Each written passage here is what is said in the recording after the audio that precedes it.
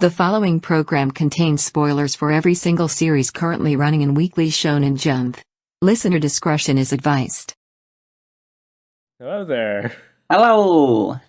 Welcome Hey. back to Orekara, short for Oretachi no Mangen wa koreからだ. This is the podcast where we talk about Weekly Shonen Jump as it happened. We're not going to talk about every single series. We're not reading. Let me check. No Mashle. No Yeah, Undead Mashle, Undead Unluck, Mission Yozakura family, High School family, and wait, are you talking about Black Clover? Yeah, I I'm read not reading Black Clover. Yeah. Okay. So, and on hiatus is Hunter x Hunter, as always. As always. Imagine when we say it's not on hiatus. Oh, it's gonna be so hype. But we're reading everything else. So, we're Good, going to the give bad, some and the ugly. Yeah. We're going to give some ratings, kind of pretending as if we were sending in the readers questionnaire where you can win prizes like a Nintendo 64. If only we could win a Nintendo 64. I already have one. I don't need it. We can just pretend that we're doing it. Yeah, one day I will have one too. Fine. So, let's just jump right into it. The cover is cover. Oh, did you say who you are? No, I didn't. I just remembered. I'm Maxi Hamburger. And I'm Percival Fine, and we'll be your hosts for the Orekara.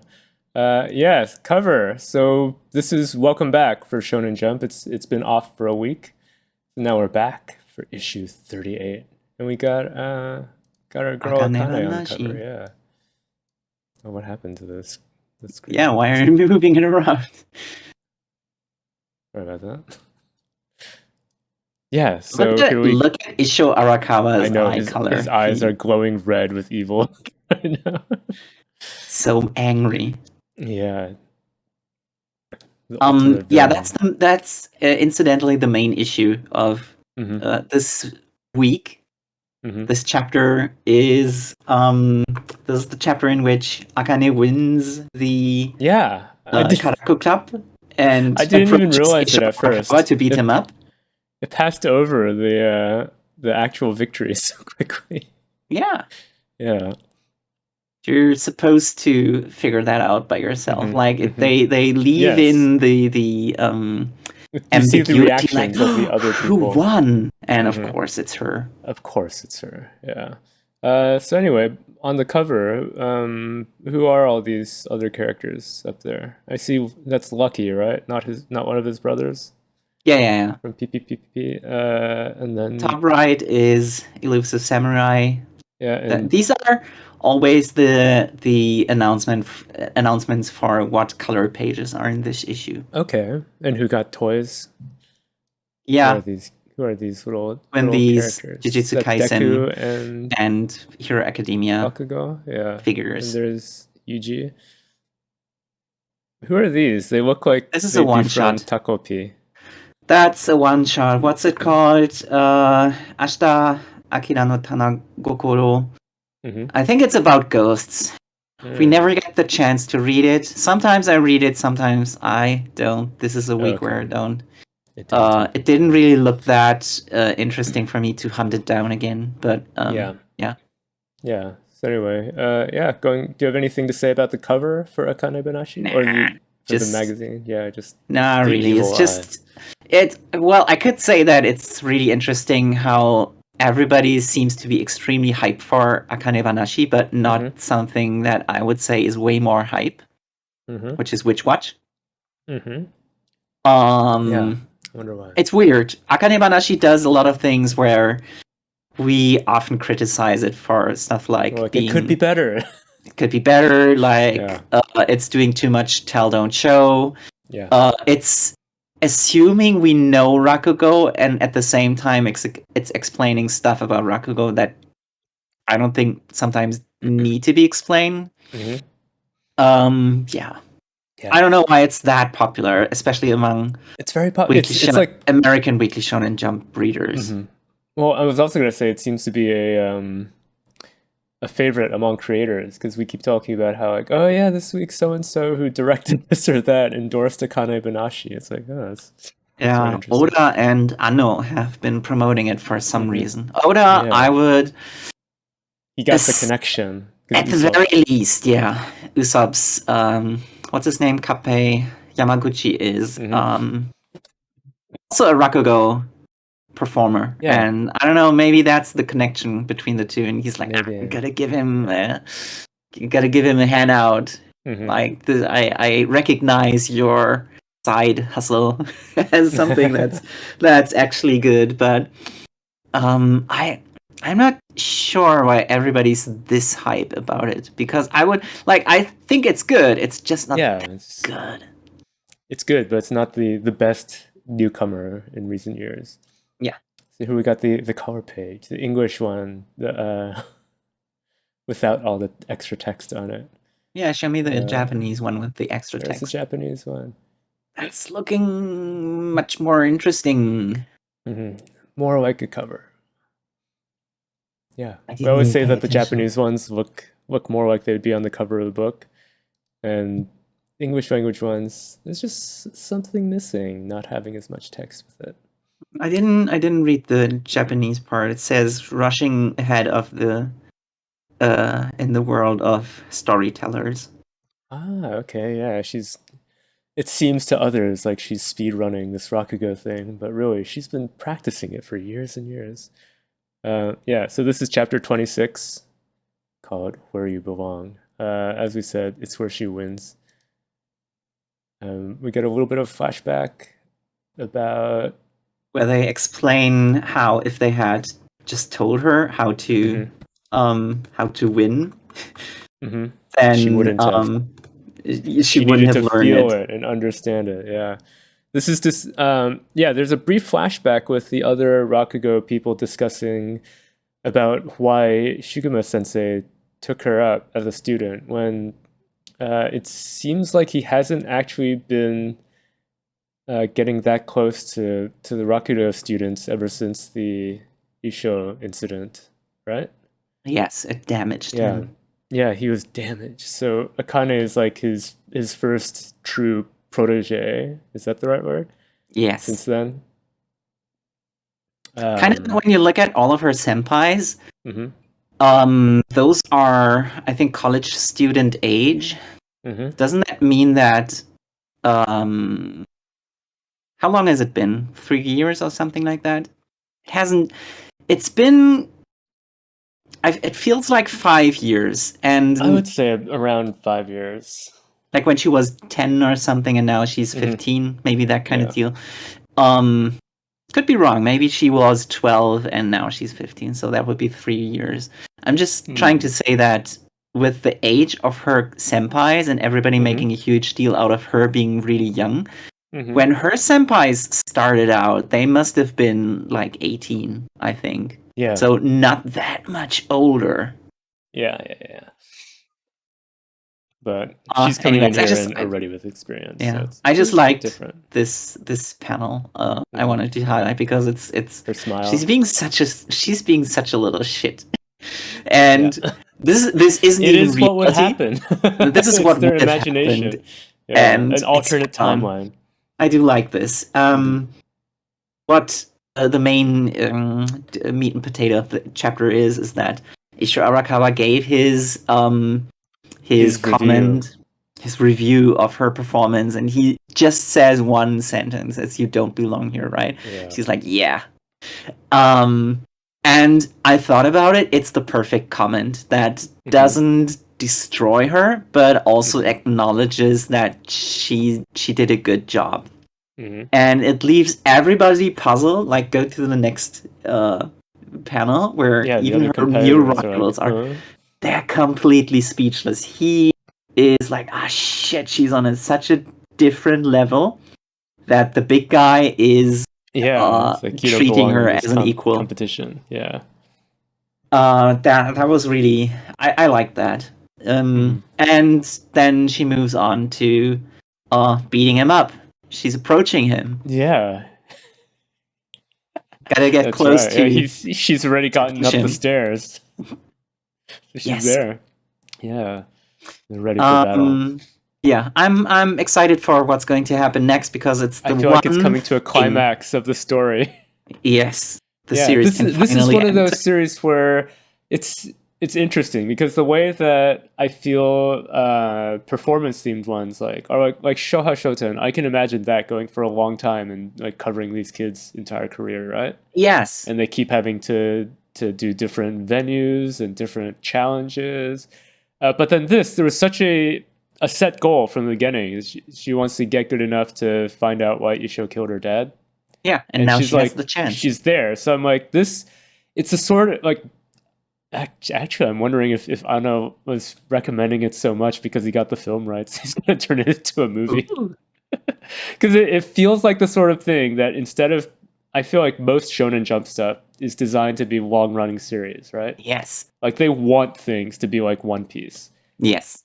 But this it feels makes the most money. It's the best business model. Yeah. Just keep selling merch of the same characters for 20 years. But this feels so contained. Like, oh yeah, I can see the story ending like in a month, like after she finishes talking to him.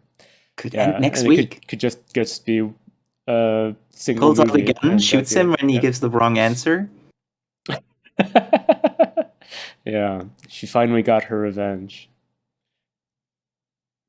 Yeah. So well, he did the same. He walked on stage and shot her dad, and everybody was okay with it because he manipulated them with his haki. Mm-hmm. He used Emperor's haki. Everybody died as well. Now she's finally trained her haki enough to stand up to him, not faint in his presence. And 1 hour later, people walk into the hall like, why is it so quiet in here? And it was a bloodbath. And then he was just standing there. The one person who found everybody dead was like, oh, he's so good. And that made everybody forget that he committed mass murder. That was such an amazing performance. Killed the audience. Literally! That's right. Killed. So how do you rate this one? This was in my opinion, very good chapter. I gave it 75 points. It's the third highest ranked in my opinion this week. Mm-hmm. But maybe you're of a different opinion. Yeah, I thought it was pretty good. I quite enjoyed this one. Yes. Yeah, going on. The only thing is I enjoyed it, but it's like, oh, this is like, it's going to an end. It seems like so early. But maybe that's how it was designed. I would be fine with it. It's contained enough that it's not like disappointing. Like Ayashimon, where you're like, oh, I can feel this could go on for years. Yes. But it's not. This feels like, oh yeah, this could comfortably end right now. In Ayashimon, the first showdown with the main villain, which like Doppo and Isho Arakawa kind of take the same spot. Right? Yeah. And in Akane Banashi, she didn't have a previous bout with the main villain. So right, yeah, there's no first meeting they had. What if this is not the real Isho Arakawa, and it's another Rakugo artist who's performing so well that she sees him? Yeah.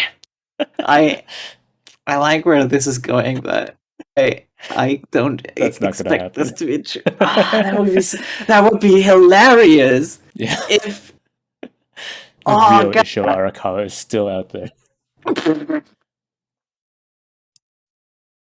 I just became so invisible on the stage performing as him. It would be the perfect lead up to become a real shonen battle. Yeah. We'll do battle. I want this. With our now. Stage imagery. You know, last week when we were spitballing a completely different Rakugo series? Mm-hmm. Let's use that one. Yeah. That'll be the thing. It'll be a performance-based battle manga. Nice, I love it. Nice. Let's keep going on to something that really is a battle manga. We got One Piece chapter 1057. 1057. And yeah. One Piece. It's the end. The end Finally came to an wow end. wow. Now you can die. Now you see the end of One Piece. No, I updated it. I you first have to see need to the read. next thing that Oda does. Yeah. So this chapter. So last week I was like, oh, they're finally leaving Wano, so they're gonna all raise their hands with the X on them. That doesn't happen, but they do leave. Unfortunately not. But this. So I feel like I often talk about One Piece being the densest manga. The densest. Huh? It's so dense. There's so much stuff on screen, like both pictures and words. I felt like this one, this chapter was a lot of empty calories. Yes. This chapter is basically just a Wano summary wrap-up chapter. Yeah, like, so the thing that happens is, like, the actual action in the story is Luffy and crew leave. The Wano buddies rush to go say bye-bye to them. Yeah. Because they left out Momonosuke and Kinemon, yes, even though they didn't the tell them ones personally, even though they were the closest with them. Which is weird. You think that they kind of had something planned, and they just left those two out. They're just like, we're gonna expectation. It's like, we want you to run after us. Yeah. Which is, I don't know. That's sort of it doesn't seem very, very friendly. I mean, maybe that's their relationship, but to be fair, I think Momo was kind of a shit, and he doesn't deserve better. He is just a kid still. So. He's such a brat. I hated him always. I don't think I ever liked him. And his stocks plummeted when he got a grab of Nami's and Robin's boobs, and you think like, well, at least he's just a child, and then he tries it again when he's grown up. And worse, he looks at the guys who are like, oh, I want to be that guy, and he's like, yeah. And he's like, yeah, I know what I got. That's what's pissing me off about him the most. But other than that, he had kind of like a design that's not very pleasant. Mm-hmm. Well, at least that part's fixed now that he's grown up. Right? Yes, that part is fixed, at least. And Nami pushed him away now because he no longer has the child's privilege now that he's an adult. Correct. Oh that's so he's improved. I don't think he needs the fanfare of having a very tearful goodbye, even though I recognize that he has the position in the story where well, I think also just the fact that I feel like the crew split up so much during this arc that it's not. I didn't get the feeling of closeness with Momo and them as much as with, say, Vivi in the Alabasta arc. I felt that then they seemed like, you got a better sense of their friendship than with Momo. Yeah. I think that's probably the gold standard for, island pal that's not going to be part of the crew. Most of the time, I think, like Vivi and Luffy also fought a little bit. Mm-hmm. When he was like, you can't save everybody, but we're going to try anyway. Mm-hmm. And she was just kind of like, she was running into the conflict a little bit too naively. Yes. Because she wanted to do everything herself, and he was like, you can rely on us, and we're going to do it. With Momo, I think Momo was just being a shitty little child who has gone through a traumatic experience, but didn't come out more of an adult than you would think. Mm-hmm. Most of the characters in One Piece go through this one time, and then they grow up, and then they're not as scared and as weak and as pitiful as he remained for the majority of the plot. Time, Even when he got the upgrade, he still wasn't strong enough, and it kind of took a Deus Ex Machina to for him to pull it off. In that way, would you say that you feel that his arc was not as complete as some other characters in a similar position? I think it's complete, but it's not as satisfying as other characters. But that's also me saying that even though I didn't particularly also, you're just prejudiced against him. I'm prejudiced against him, and I usually don't like the island friend character. Okay. I'm usually fine with them, but your mileage may vary. The other thing about this chapter, most of the chapter is just a stage performance, and I was like, could this be a rakugo? But it's not. No, this is not a rakugo. It's definitely not, because they have music going along. It's Hiyori, and I don't even know if that character has a name who is doing the narration. Oh, you mean the guy? Yeah, the guy is. I think that was just a teacher guy. He was. Yeah, I don't remember if that guy has a name. I think he probably has a name. Eventually, he will have a name. Yeah. But yeah, they're just retelling like what happened in the past arc, and like, yeah, we just read this.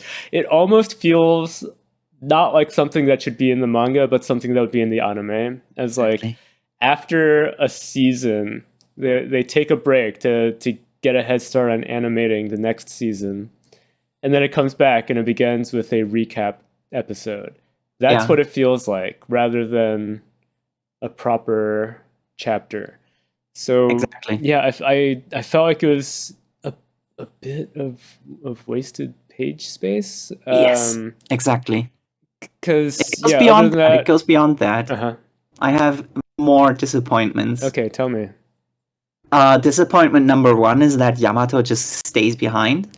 Yeah, even though I didn't understand that. That was one thing I got spoiled on. I need to start blocking more people on Twitter who post One Piece spoilers. But the way I got spoiled on that was by somebody showing a picture of her tattoo, and she got the One Piece crew tattooed on her back, but it included Yamato, and people were retweeting it like, "Oh, don't tell her."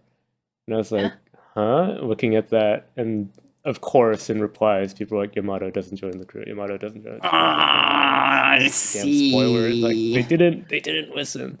Everyone was saying, or OP was saying, "Don't tell her," and you told us all. Yeah, but when she says, when I said I was going to do like Odin, before he went off on his pirate adventure, Odin spent years just walking around the country. And making it a better place. Yeah. And I'm like, I suppose. At the same time, the opportunity to walk around the country while you were just, being part of Kaido's thing? Yeah. That's Didn't weird. she? There's another thing that's really weird, and that is that I don't think Luffy can keep his promise if Wano gets attacked by anybody else. Even though he put it under his protection now, like, this is my turf now. I don't think that if they kind of reached out to the Straw Hats, first of all, I don't even know how they would be able to do that, because they never use telephone snails. Yeah, you're right. Let's pretend that they did. I don't think, like, if they were just about to enter Laugh Tale. Yes, they're not going to turn around and go back. Yeah. So, the one thing that he could do is, like, appoint Yamato as his representative. Yeah, you're right. Then you could have it both ways and say, you are part of the Straw Hats crew, but you're the part of the crew that hangs out to defend Wano. And he doesn't do it. You're right. It's a huge missed opportunity. Missed opportunity. So that's my 2 main disappointments, and I have, like, a third disappointment that's just no further elaboration on Burn Mark Man, Gyokugyu. Absolutely nothing Shanks, said about him at all. It's just the goodbye, farewell Wano chapter. You're right. Yeah, all the space of the recap performance, it could have been used to fill out the other stuff that got teased a couple weeks ago, but we get none of it. So I'm really blue-balled on this chapter. Most people seem to feel the same way. I gave it 66 points. It's fine, and I understand why it's this way, but it's I think the lowest I've ever given One Piece. Wow. Yeah. It's just it is a bit of a disappointment. Very lacking. We expect more from you. We expect more. Usually he's raised our standards so high with because usually every chapter has so much going on. So you read this and you're like, there's a lot of words, but not a lot happening. A lot of characters. Gotta follow who's who. Yeah. Not the character who's who. Do you even know who who's who is? I do not. That's somebody from is that someone from Thriller Bark? No, that's one of Kaido's men. One of the Tobiroppo. One of the I think that's the guy who turns into a Sabertooth. Okay. He used to be on Cypherpole, now not anymore. Yeah. And that's a name that we are allowed to forget. Yes. Anyways. Going on.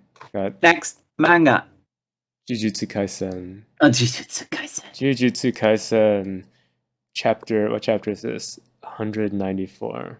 You know, Sakurajima Colony, Part 4. This is the chapter in which Noritoshi fights Naoya to buy Mai sometime. Yeah. She needs 5 minutes to heal. I keep confusing their names. Either way, the chapter starts out with the tentacle monster looming over the girl who got hot over summer. Yes, and their relatives also. It's kinky in like 5 different ways. Doesn't go where you want it to go. There are things children can't do. Yeah, it's no. It almost feels like it's going somewhere. Maybe that's what Gege Akutami intended. He wants a book to become thin. He's trying to manifest it. Sometimes it works. Sometimes it doesn't. He's like, what's his name? The guy. No, I was thinking the game developer who saw Overwatch getting so much porn, and he was like, I wouldn't mind if I got porn. Yeah. That's from Battleborn, but I don't know who said it. But none of the fan artists were like not into it.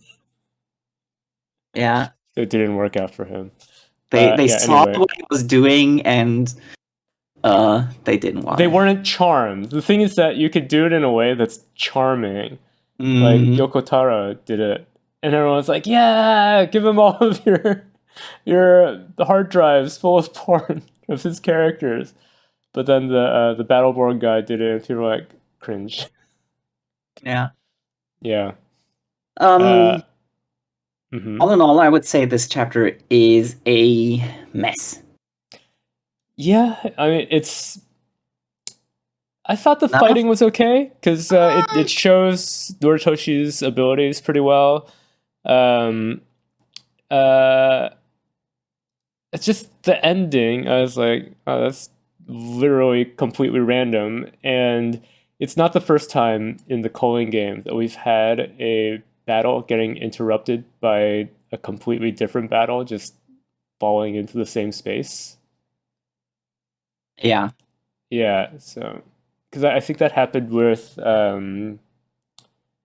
Kashimo and Panda, right? And then Gambling Man just kind of stumbled upon them. I think a better example would be who was it? Was it with Fushiguro fighting Reggie, and then the comedy guy showed up? Do you remember that? Yeah. He was also kind of he just showed up randomly and didn't explain. Yeah. So that's one thing just in that I didn't like in this chapter. So Mai got beaten up, and she's like, "I'm gonna go underground. Noritoshi, can you deal with this for 5 minutes? Or I guess he offers it. He's like, I don't think I can win. But he's but like, I can hold him off for a few minutes if you need that time to heal. And she's like, well, I'd give you or I'd say the odds are about 80-20 that you survive. Right. And he's like, which one am I? And she's like, 20, and goes underground. He's like, oh. So yeah, he goes to fight Noya, and Noya immediately realizes that he's using blood bags to be able to enhance his combat capabilities, because otherwise he would be, completely out of blood from his own body, the amount that he's using. But as we'd seen before, Noritoshi... Look at this page. It's so unspectacular and unflashy. It's just big tentacle bong sending you flying. The previous page as well. It's so... It doesn't look good. It's just... It's not spectacular. I'd say that the things that when you describe it, it's like, oh yeah, that's clever battling, because they do stuff like point out that a Jujutsu sorcerer's blood, when they use blood magic, is poisonous. Like Noritoshi does. It's poisonous to cursed spirits. Yeah. So he uses his blood to actually he just spits a bunch of blood into the jet exhaust engine of his intake. jet. Yeah, that Noya has, and that just makes him incapable of using it because now it's poison. And I'm like, oh yeah, that's kind of clever. And then and as I said, Noya like instantly figuring out like, oh, he must be carrying a bunch of blood bags somewhere. It's like, yeah, there's some stuff going on, but as you said, then the actual paneling for the fight is not particularly exciting. Yeah, because you look at it, you're like, yep, stuff's happening. But there's no panel that makes you like stop and look and be like, oh, this is so cool. Maybe it's because I don't care about Noritoshi, but I like him being like, I don't even need to survive this. I don't have a place to go back to. Because his family is dead, I think. Yeah. They got taken over by what's his name? Scar dude. Yeah. Ghetto is the current body, but he has another name. That's the personality that possesses everyone. Either way, yeah, his home got taken over by him, so he's like, yeah, guess I'll die. Seeing him as a small baby child holding hands with his parents during autumn when the ginkgo leaves are very pretty in black and white and not in very colorful yellow was doing nothing to me. I don't care about this dude. A sad flashback for a character we don't really care that much about. I think he always looked lame. He didn't get better. Well, he did get better, but it's an improvement from like 0 to 0.5. And seeing him as a small baby child doesn't do anything for me if I don't care about this guy at all. One thing about the culling game in general is I feel like throughout all of it, most of the battles have been involving characters who had a very minor part before, or even weren't even seen before. Because, like with, I keep forgetting his name, the gambling guy, the pachinko man, Hakari. Yeah. He was literally seen in one panel in earlier chapters before the culling game. So I'm like, and then like for that whole section, he's like one of the main characters all of a sudden. It's sort of these weird side stories that I'm like, I feel like it's been probably a year of reader time to not see the actual main characters. It's strange, yeah. Could be. It's almost a year. It's been a while, yeah. And then we get even more side characters, because here's two guys I don't recognize at all, just burst in at the end, these strange crying men. And one has kappa haircut. Because kappas love to sumo wrestle. That's a thing. The other is like katana. Sumo. Probably like these two guys seem like they're duking it out over which Japanese what's better, yeah.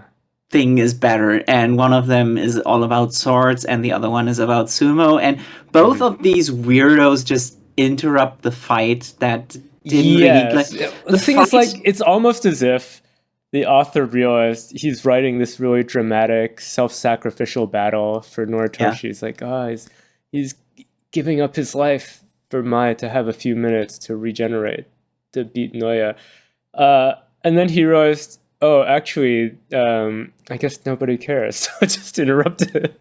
So here come these two other guys to.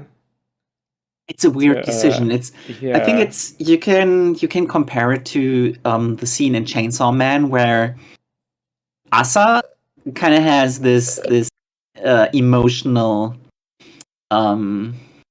She comes to terms with wanting to be good, even that if that means she's kind of dying. That's right. And she was inspired by Yuko. Yes, and you could say she kind of sacrifices herself. Mm-hmm. And I think that's like if she died in that spot, and she even has a flashback about walking with her mom. At that spot, if she had died there, that would have been like a good resolution to the situation. And then it gets interrupted by somebody who completely trivializes her complete thing. Right. In this situation, we don't have the point where Noritoshi is like about to die or he's just thinking about it. He's like, I might die in this fight. And he hasn't done his biggest attack probably because he probably still has something. He still got blood bags. Everything that he has done so far doesn't seem like the big like final emerald splash. You know what I mean? That's right. And if somebody's sacrificing himself in this kind of way, you need that. If you don't get that, it won't be satisfying. So if he doesn't do that and then he gets interrupted, that's like a complete blue balling disappointment. Yeah, there was no. That's how I feel about this whole thing. Yeah, they had the flashback, but they didn't have the internal realization of, I guess, of what the character is all about now, what they've learned. Didn't have that, and they didn't have the final emerald splash. They're just the only thing that he has is like, my family's dead. Guess I'll die, and that's not Sumo! It's not interesting enough. So that's why I'm giving this chapter 55 points. Yeah. Just okay, barely okay, but not as good as my main comment this was, asshole. Who are these crying old men interrupting the battle? We'll find out next time. Yeah. Going on. Something I didn't read. Tell me about Blue Box. I'm going to give you the rating first. It's just 50. It's just okay. Just 1 point above being annoying. That's better than it could be. it is annoying, to be fair. But so this is the chapter in which Taiki starts to consider if he has romantic feelings for Hina. That's the main issue. Yeah. It's right after they had the Snow White stage play for the Culture Festival, where he had to be the prince, even though that wasn't planned from the beginning. But you know how things go, and you have to twist the plot just so that it throws the readers for a loop. And just as a lot of people have already speculated, the confetti was in the way, and when he was shielding Hina from getting hit by the falling confetti ball, he didn't kiss her. It just looked that way, and it's only starting rumors. It wasn't a real kiss. Yeah, and what's annoying about this part in particular is that the one thing that I always say, when things happen that are kind of titillating, it's not lingering on the moment, and it's not doing a thing where he's like, "Oh, I'm in the moment right now, and I can smell her, and I can almost feel like parts of her face, like some parts of our skin are already touching, like their noses are touching." Yeah. And he would be able to like so feel her breath. But you don't himself. Get the description of that. He's not even blushing. He's not sweating. It's just a flashback of, oh yeah, that's what happened, and we're just talking about it now, and that's so dissatisfying. You could do so much with this, especially when right now the story is moving into the direction where Taiki has to choose between Hina, who is the available and forthcoming childhood friend, or Chinatsu Senpai, who he admires and who seems to have feelings for him, but since they both come from different kind of relationships with each other, it would be harder to be like, I guess we can, I guess I like you. It's easier for the childhood friend to be like, I always liked you. How about we do it? And with Chinatsu Senpai, to be fair, he had some moments with her that are like, this is going beyond like just friends. Just friends, but doesn't seem to be as obvious as it could be. Yeah, so he's I dislike this situation because there is a bunch of guys in the background, and for instance, only this guy gets his face drawn. And you could have used the whole situation of Taiki telling these guys off, like all of them trying to tease him about, you kissed her, are you just playing, are you just embarrassed and just don't want to admit it? But Taiki is like, no, please stop it, I don't appreciate it. And that kind of shuts everybody up, but I think it's a wasted opportunity to have more characters given some kind of personality, a design, or something. It's just a faceless mob that's used to show how much more mature Taiki is about the whole thing. Even though we've seen him in situation where he's so immature that it really like cringes me out. He's trying to be the good person. He's like, no, I don't appreciate these rumors because what if it damages Hina's reputation, and that would be bad for her because I'm not going out with her, but if there was a rumor about her going out with somebody, that would be bad. It's for whatever reason. I think that's bad. Kind of dumb. Yeah.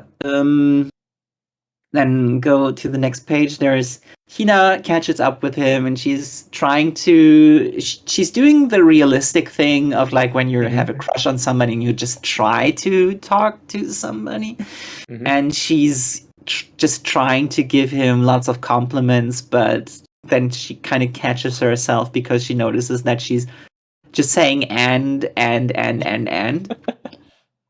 And then she realizes, shit, I'm being too much of a needy girlfriend. So then she has to revert back to her normal personality, where she's kind of like haughty and talking down on him, like, well, I'm the great Hina is giving you the time of the day. She seems like she recognizes that she's being too out of dere, so she has to put some tune in there. Exactly that. So I wrote down that this is bad because it's too realistic. I don't like it. I don't like it when things get like into the. That's the thing. This manga is extremely good at depicting things realistically that are cringy, that make you feel pain. It happens. Because You're like, I've experienced this before and I didn't like it. Yes. It's just so much embarrassment.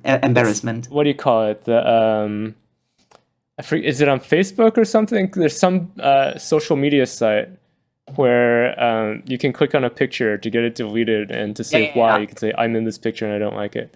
Exactly that. Go to the next page, the next panel.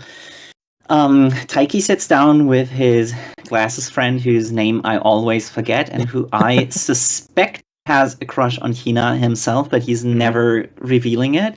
Which I think, is a much more interesting. He's the guy conflict. there to be. That's so he can be her backup. Yes. And he, since we know that he kind of has a crush on her, he's the one who proposes the idea to pushing Taiki to go to Chinatsu. Don't you? For his own gain. Well, he's being considerate about staying out of both of these relationships. Okay. And that's why he proposes the idea, like, don't you feel romantic about Hina just a little bit? Because, like, there's reasons for it. She's been coming on to him so hard, and having a girl who's popular, good-looking, your childhood friend, you've shared so much. Yeah, there's so much. So many features that could go. There is a small flashback about all of the best of Hina moments, and then Taiki doubles down. He's like, "No, I'm 100% going for Chinatsu senpai." But since he said the percentage, then Glass's friend is like, "Well, couldn't it be that it's 30% on top of the 100%?" Oh my! And him mentioning that. Right? Look at Taiki's reaction to that. Look at this stupid child. Look at this emotional troglodyte. Yeah. It's displeasant. Very. Yeah, I don't like how he never considered that maybe he likes both of them. Yeah.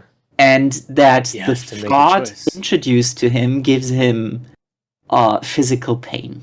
Yeah. His head hurts thinking about having to make that choice.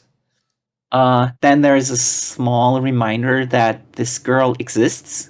Yeah, the girl from the what do you call it? Audio room. The audiovisual room. I was gonna say AV room, and then thought, is that correct? That doesn't seem like it's correct when you're talking about Japan. I think she's the kind of girl who would be in an AV room. So AV girl is just a reminder that she's going to be a catalyst for plot that's going to come. Because what else would she be? She is the kind of person who's just getting in the way of stuff. We don't know her. She has no relation to these characters. She doesn't even know what they're named. And she's just going to pop up soonish and move things forward by being kind of like pushy and trying to get in the way, and that's usually the thing that happens in rom-coms. Right. This is just a reminder, so that's kind of like you're being too obvious with your playing cards and your chess moves. Yep. And then finally, Taiki is at home. He's drinking coffee, and then he's like, 100% coffee, 30% milk. No, they don't mix. Just like my feelings. They've not head hurt from thinking about coffee. It's so stupid. You can't put 30. It can't. 130% isn't possible. Yeah, it's like once you add the milk to the coffee, then the total amount of liquid has gone up, so it's no longer 100% coffee. Taiki, I thought you were supposed to learn math in school. No, he's only learning badminton. Only badminton. Yeah, it's a specialty program. I have one final panel for you, and that is Chinatsu-senpai looking kind of cute. Eating bite-sized castella cake. How delicious. Oh, it's not very delicious. Do you know castella is just sponge cake? I like sponge cake. Castella is the kind of one of the few things that got introduced by the Portuguese missionaries in the 16th century. And since Japan didn't have anything of the sort, they were like, "Oh, that's so good," and completely forgot about like what else you could do with food ingredients is continue making custard, and they're kind of then turned into it's stuck as a local specialty, even though its custard is extremely boring. Mm-hmm. Extremely boring, very bland, doesn't taste good. I'm sorry, Senpai, that you are stuck with such a bad snack. Sometimes they put different flavors in the inside, right? Yeah, but that doesn't count. That in that case it wouldn't be custard anymore. It's just plain dough. Yeah. Not good. Well, yeah, I guess it's good for people to enjoy the simple things. Then when they get to the really fancy treats, they can appreciate it even more. Speaking of fancy treats, next we got Hero Academia. Yeah, and we have it. So it's chapter 363. Those who defend, those who violate. So I was looking at the title. I was like, oh yeah, that's obviously the AV continues. The difference.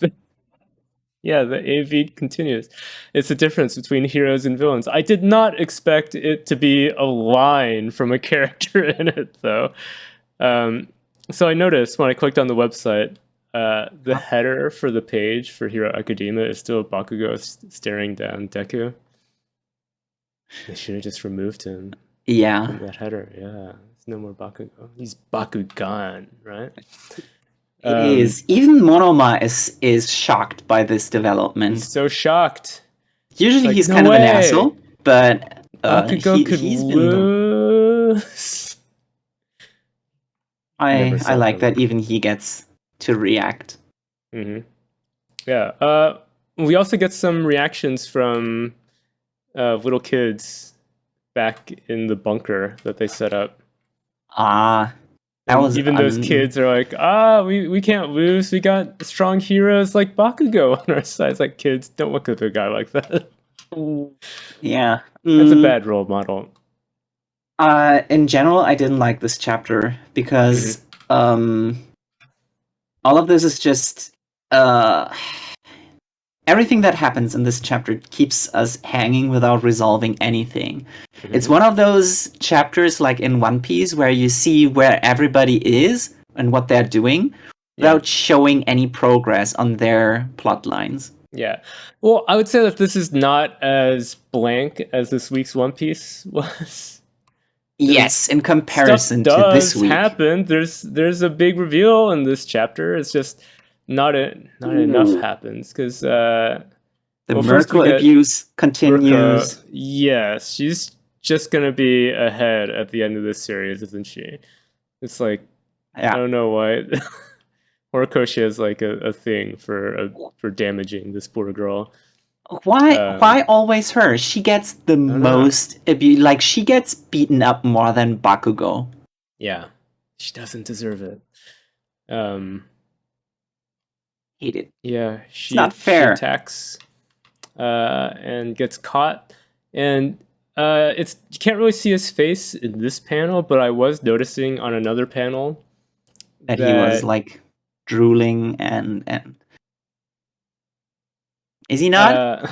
Is he drooling? I didn't actually remember that. The thing I remembered is that his face is looking kind of burnt up and messed up. And I was like, oh, he's looking kind of like how we are used to All For One looking. But in the meantime, the main body for All For One has been regenerated. So I wonder if we're going to get the actual face reveal for that soon. And we do, this chapter. And drooling was meant to be a joke. Yeah. Okay. I didn't know if he actually was, because maybe he would with all the blorp schwarp that's happening with his arm. Could be. No, I'm insinuating that abusing Merkle is kind of a fetish. It's getting Shigaraki off. No, but then it wouldn't be him drooling. It would be Horikoshi drooling. Like, shit, I gotta redraw this page. But maybe you've forgotten that Horikoshi uses a hand symbol for himself. So he was the Shigaraki all along. It was him all along. It was him. Wow. Yeah. Anyway, so we get the big reveals towards the end of the chapter being Dabi is up again somehow, and he's replicating the thing that Shoto is doing, even though he doesn't have ice powers. How does he? The thing that Shoto did to him was using the white phosphorus flame that's supposed to be... Yeah, but he, unless I'm remembering it wrong, the reason he said he was able to do that is because he was coating himself in cold flames, which doesn't make sense, because that's not a thing that can happen. But he was doing it. He made ice fire. Now that you mention it, he does have the X going over his body. That's what the X is the ice fire. So it's like, so he's doing it, but he doesn't have ice, so it's just fire. So actually, that should be making it hurt even more to himself. Yes. He's just doing extra damage to himself on top of the damage that he would do just from the attack being burning. And he's already got no skin. Yeah, he's already kind of like beef jerky now. He's how is fully he still hollowed alive? out. He should not be alive anymore. And he shouldn't have hair anymore. Yeah, for sure. Why isn't it hair? His hair is the only part of his body that inherited the fire resistant aspect. The rest of his body didn't. So that's why he's the failed member of the family. It's just so weird how he's weird, and I'm like, it's why? Weird how he survives, how he can suddenly do something that he wasn't able to do. From a narrative perspective, what is the purpose of having him come back like this when we already had him defeated, and it seemed like that was the culmination of their storyline. Yeah. So to have him a few chapters again, just stand back up again and be like, oh yeah, I can still fight. It feels extraneous.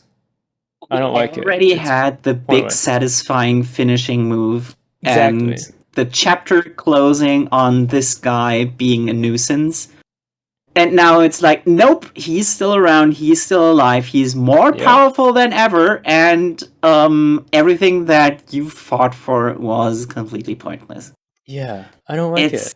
I don't like it. It's really displeasing. It's unsatisfying. It's reverting things back to how they were. And speaking of reverting, All for One. Get the big face reveal. All for One. I hate it. He looks kind of like Jonesy from Fortnite. Yes. Oh, god damn it. Yeah. And I hate his dialogue here too. He's like, heroes are those who defend, while villains violate. We will plunge headlong towards our dreams. It's like, this is such corny dialogue. This is a guy who's been in hiding for decades, right? Yeah. No, for generations, right? Yes. Yeah. And all that time, he was just, building up his power and planning on coming back to take over the world. And his explanation of himself is, he's basically like, I'm a villain, and I'm gonna take over the world. That's my dream. I want to violate the world, and that's all. It's so much shallower than the previous villains. Because remember they even mention Redestro's group in this chapter. Because they have the pinstripe guy on the computers hacking everything. Which, by the way, I also hated because he's hacking the bunker. And it's like, that is a bunker that would not have outside connections to any of... Yeah, you wouldn't connect the doors to any kind of internet. It's so dumb. It was stupid. But he mentions Redestro, and I'm like, you know what? Redestro was a villain earlier on in this who actually did have his own specific ideology. So you could be like, oh, there's something more going on there than just I'm a bad guy and I want to violate things. But then here we get the final boss coming out and making a mission statement, which is villains violate things. Yeah, that's me. I'm gonna violate you. Do you remember the tier list of villains that sometimes gets applied to something like JoJo villains, where the lowest form is evil for the sole purpose of being evil? Then it gets a little bit better when you say evil because it's the nature, kind of like wild animal that just has like the ant king from Hunter x Hunter. Is he? I would classify him that because once he becomes more sentient, then it portrays him as not being completely evil, but he still's got to die because the nature of his species is to destroy everything around it. I forgot what the next steps are, but the top tier is a villain who's inarguably has better motives and a better philosophy than the heroes, and I think that gets applied to Funny Valentine. Yeah, and I think All for One is the bottom. Is the bottom version, which is so disappointing because we already got the something closer to the third level earlier on, and then he got shoved to the side. Yeah. Not to say that Redestro was like super cool, because he wasn't. But I like the fact that he had his own ideology. The thing made it more interesting for them to fight. His ideology has been done a million times, so that's why it couldn't have been the one that's the final mega conflict.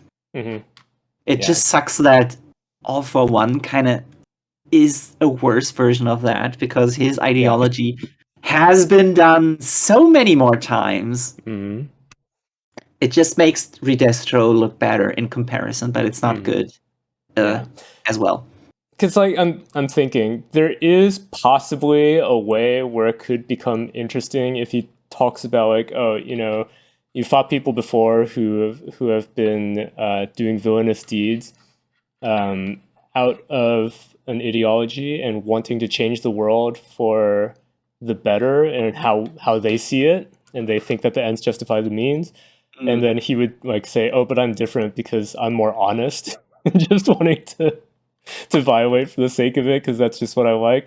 I'm like, okay, that might be something because there's the whole thing of like, I guess that's sort of what happens in BioShock, right? They discuss about how it's the people underwater; they're all just acting selfishly, right?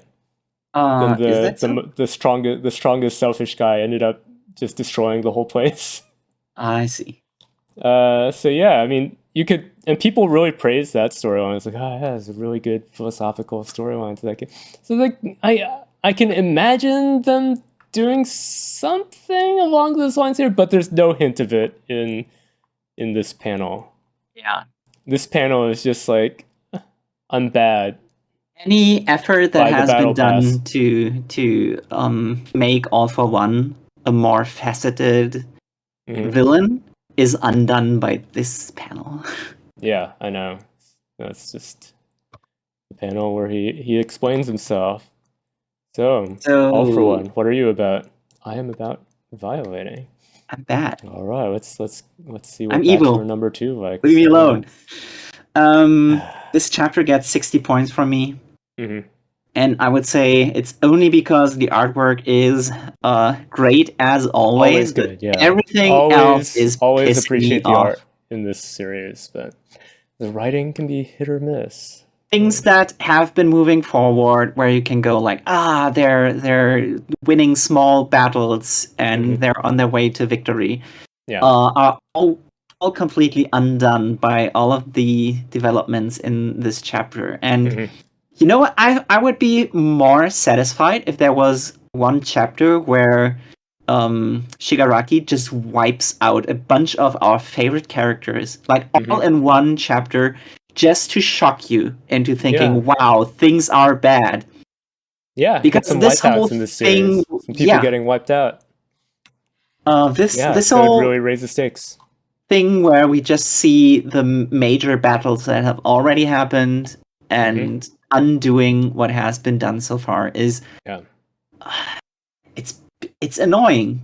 It is. I agree. I didn't like it. Anyway, do you agree with 60 points, or do you have a different I would actually go lower? Yeah, I would agree with it. I was gonna say I would actually go lower because I was so disappointed with this panel. It's like, that's so lame for him to say that. And that's it's supposed to be like the big end, right? Like, oh, get hyped, there he is. Like,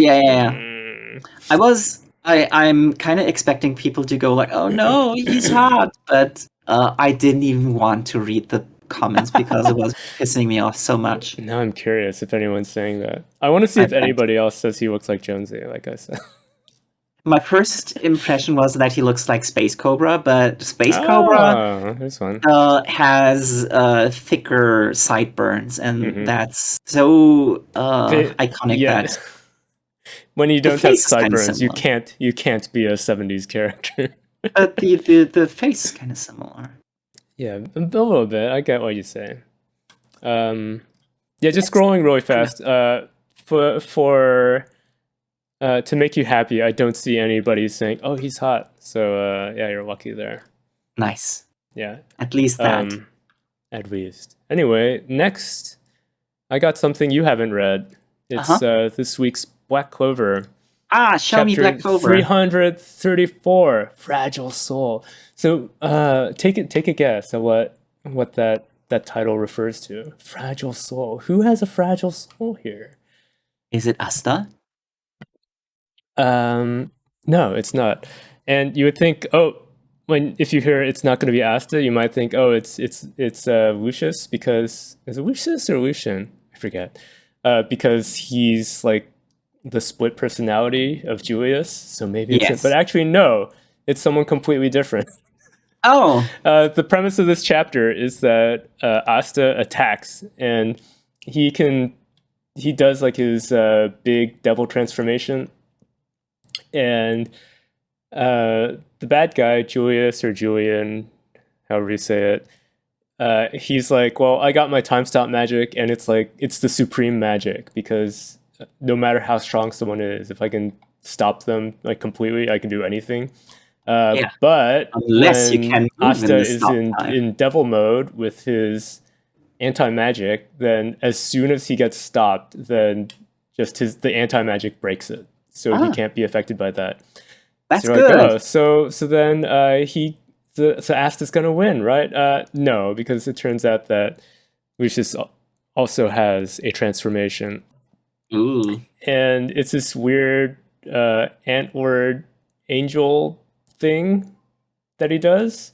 And is he going full Sephiroth or not full? So this is what I thought was kind of fun about it, actually, is he explains his transformation by saying, what's different about humans from other beings is that we're able to absorb the ki and mana from others. So I've absorbed the Devil King's ki, and that gives me the ability to transform into this angel form.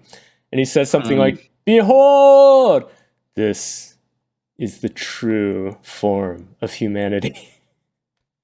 Is this weird? Now? Yeah, this weird antler devil thing. Do we get to see him a little bit without being a silhouette? Yeah, we do. So it looks like this. Do we have he to grabs the nun. Not her! Yeah, we don't have to do our VTuber pre-debut guest drawings, because it shows him. There he is. So the thing is, where's the bat wings? He had wings. They just all combined into these bird wings instead. So it became more angelic. He's like, I stole the Devil King power, so he's got like the bat wings, but then he's like, this is the true form of humanity, which is more angel wings. So you're wondering, what does he get in this form that's different than before? Because he was already so powerful with his time stop magic. He says, well, I got soul, but I'm not a soldier.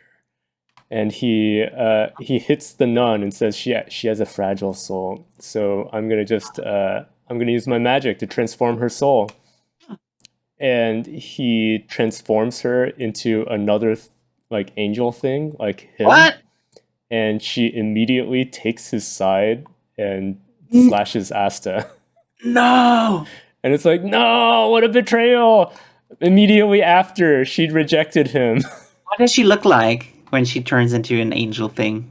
She looks exactly like him, but a girl. Show me. I didn't take a screenshot. You want me to take a screenshot? No! God damn it. Do I have to look at it myself? No, I'll get it. I'll get a screenshot of it real quick. Yeah, so this is very much like, oh yeah, this is coming up to a big finale. And yeah, poor Asta has gotten his heart damaged by this girl in more ways than one.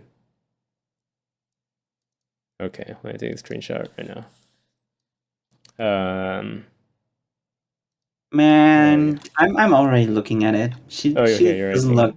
I thought she would turn into something like a sexy demon kind of. No. She's an angel thing like him. Yeah, she's supposed to. She's supposed not to as exciting as you're hoping for. She's supposed to become sexier, and then Asta is like, I want to bang her even more now. Yeah, and then it hurts even more that he got rejected. That he gets NTR'd by the main villain. Your attack hurt me, but not as much as I'm hurt that you rejected me, and then you got hotter. You know, this dude could have like grabbed her a little bit more sexily, like wow, this is choking Black her. Clover. This is not Berserk. And putting a finger in her mouth, maybe instead of at her at the temple of her head, in order to threaten him. That would have like a book would have become thin, I would say. Yeah, you could take her back to the audiovisual room. I don't think that. Yeah, this is not that kind of manga. Was this a good chapter? Was this a good chapter? It was an alright chapter because I think a lot of times in Black Clover, the things I don't like is that the characters are generally way too flanderized from the start.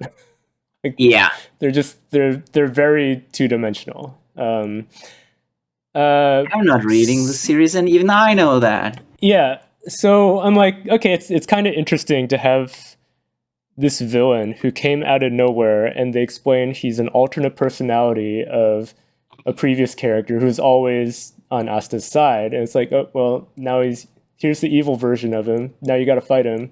He's just as powerful, or he's even more powerful because he absorbed the devil powers. Yeah. So I'm like, okay, yes, let's see what you got, because you got the anti-magic. Let's see how he's going to counter that. So there's an actual back and forth in this, which I always like in a battle. And it's always interesting when you get anything that's like mind control on an ally. It's like, now you got to fight your friend. Sure. So it was an okay chapter. I'm still at the point where if someone asked me, should I read Black Clover? I would say no. Nah. Just find some clips of like action highlights from the anime, and you'll probably get everything out of it that you would have otherwise. I looked at the clip from some bonus episode where the lion girl is doing a cute thing, and everybody was like, she seems exactly like your type, actually. You should look up for a supercut of the lion girl. Yeah, that made me want to get into it more, but I already forget her name because Asta calls her Fugo-Leon's sister because he always forgets her name. Very forgettable. Yeah. Well, it's just that she gets introduced like pretty deep into the series, and her brother was a major character early on, and they warped him. Like they hyped up an enemy faction by having a guy from the enemy faction like totally kick his ass, and he's like, in the hospital for the rest of the series. And I like how I immediately understood what warping means. And they replaced, but it's actually fine because they replace him with his sister, who's like a lot more fun. Yeah, like first of all, she's nicer to look at, and second of all, she's always naked. Extremely fiery. Her personality, like they have fire themed abilities, and her ability is that she can generate fire claws, like lion claws, and, like grab people with these giant flaming lion claws. It's a pretty cool ability. But yeah, just look up supercuts of characters like that, and all right, you'll get everything out of the manga or an anime that you would from going through the whole thing, but without the annoying parts. All right, going on next manga. We got The Elusive Samurai, chapter 74.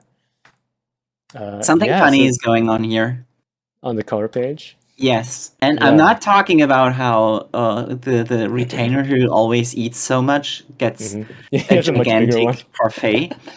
No, the funny thing is that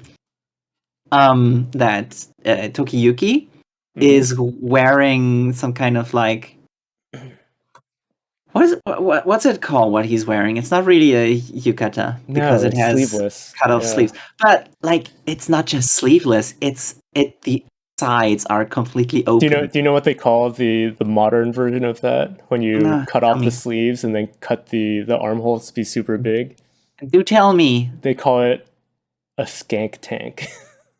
So yes, he's wearing the equivalent of a skank tank, and you can totally see the sides of the Shota's almost naked body. Yeah. And the funny thing is, go to the Japanese version. Oh, they covered it up. Yeah. Japan, you're being so what do you call it? You're being so prudish. Covering up the sides. You have to buy the tankobon version to see the Shota sides. Putting a sticker over it. Funny. Yeah. I was just appreciating. It's so summery having this cover with the romantic date where Tokiyuki is feeding the fruit and shaved ice. I think it's supposed to be a parfait. It has probably ice cream with fruit, but if you've seen what some cafes in Japan are doing with parfaits, they get ridiculous. They put crazy. Like a whole slice of cake on top of it. Yeah. On top of the ice cream. Yeah, I've seen places like that here that do it too. That have the just insane sugar rush giant parfait, where it's like if they show it being served, like in the ads, they'll show it being served to a single person, but if you ate it yourself, you'd get like diabetes in a single day. Yeah, so it's the sort of thing that's more of you get it when you're like in a group of friends and you're like, everyone's gonna take a bite. You order it when you're with so much sugar. Shota date, and he can feed it. He can feed you. That's right, exactly. While you look at his sides through the giant tear in the side of his. Yeah, top. when you see those, you just sweat all of the calories out immediately because you get so worked up. Yeah, kind of like the next page. That's right. He's boiling the water because his incel powers are going over 9,000. Yeah, I was so often I'll look at characters and be like, I'm having trouble remembering who this guy is. But this time, I saw that they were pointing out that the water is boiling because a girl was talking to him while he's sitting with his feet in the water. I was like, oh yeah, it's that wizard who gained incredible powers by not having sex. I think you can always recognize him by looking very calm and kind of normal compared to other people. Yes. And I think that's the main thing, how you recognize that. I like the characters who stand out for their normalness. This guy and the, how would you call it? Because it's Itasha when you have the painful car with all the anime characters on it. So what would you call it when it's your armor? I can look it up. How you would call that? The guy with the anime armor, who's notable for his normalness. Probably Itagai. Mm-hmm. Could be Itagai. We'll go with that. The Itagai. Yeah. With his OC waifu. Exactly. And we see that the cat is a permanent member of the party. Yeah, he still holds it. It's so funny. I love that is a, what do you call it? It's something that has carried on from the previous chapter. Yes. Yeah. Hopefully it remains a running gag that the cat always shows up. The cat is always there. Cats are quite elusive too. I think that's the only two things that I really liked about this chapter. No, wait, there is one more panel that I liked. Go to the next one. Where, because this is the chapter... It shows the other guys that they've just beaten. Yeah, and this is the chapter in which they face the army of Yoshisue Shibukawa, and they make a comparison like, they're so orderly and shiny, and they look so they look so professional. Yes, compared to who we used to fight. And then you see what's his name? The eye guy and the ear guy, and they just want to eat bugs. They get so excited eating the bugs. Yeah, boy. Yeah.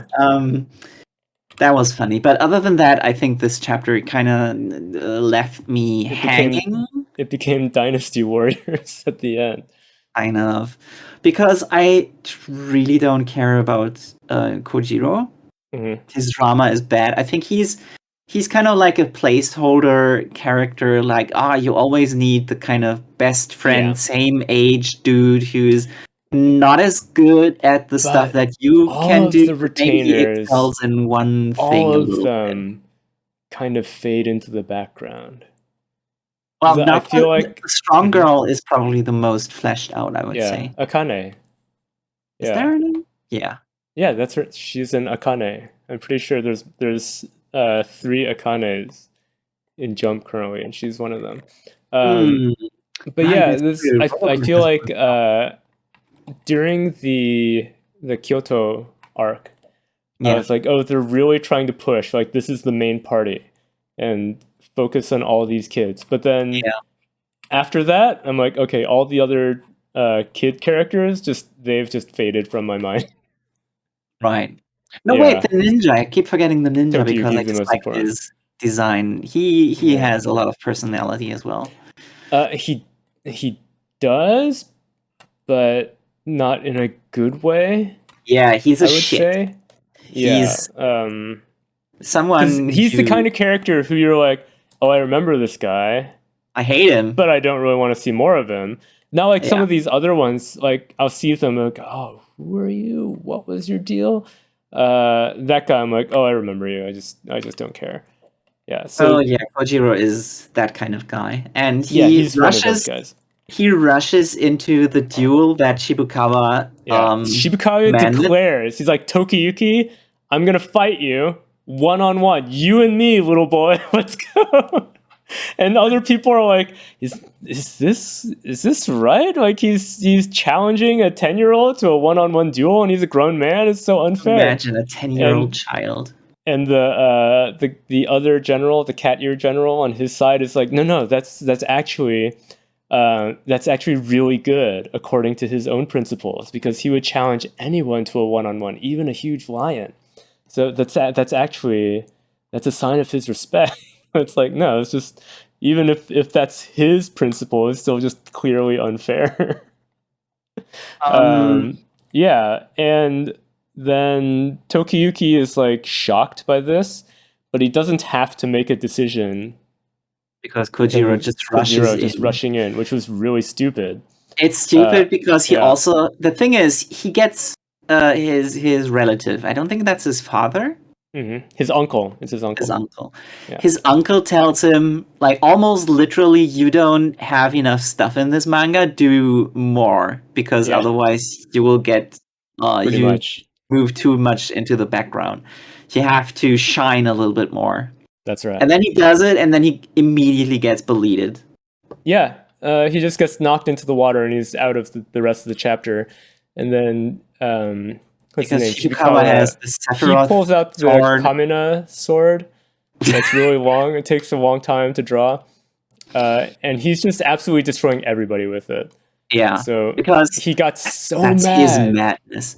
Yeah. In last chapter, when we got the roll call of all of the retainers, the Ashikaga retainers, it was like, all of these guys have a madness, and that's what makes them good. And Shibukawa kind of seemed like the one guy who doesn't have a madness because he's here's his madness. Normal. He loves 1v1. Yeah.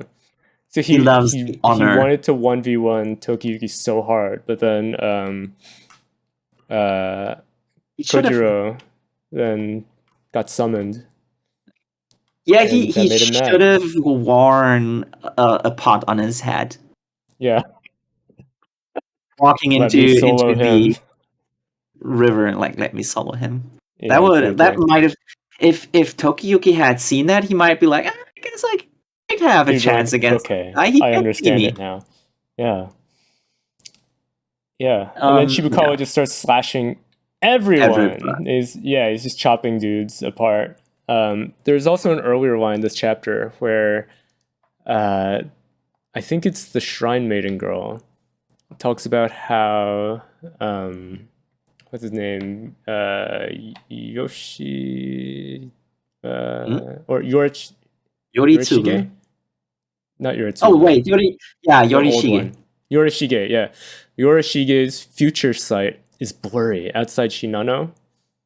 And I was wondering, because I think multiple times in this series, I'm like, is magic real, or are they just kind of using it metaphorically? Because I'm like, maybe it's something like he can see the future when he's in Shinano because he knows the land and the people so well that he can kind of predict what's happening very accurately. But is it saying that no, he has real magic that's connected to the land? Literally magic. It's powered by people's worship.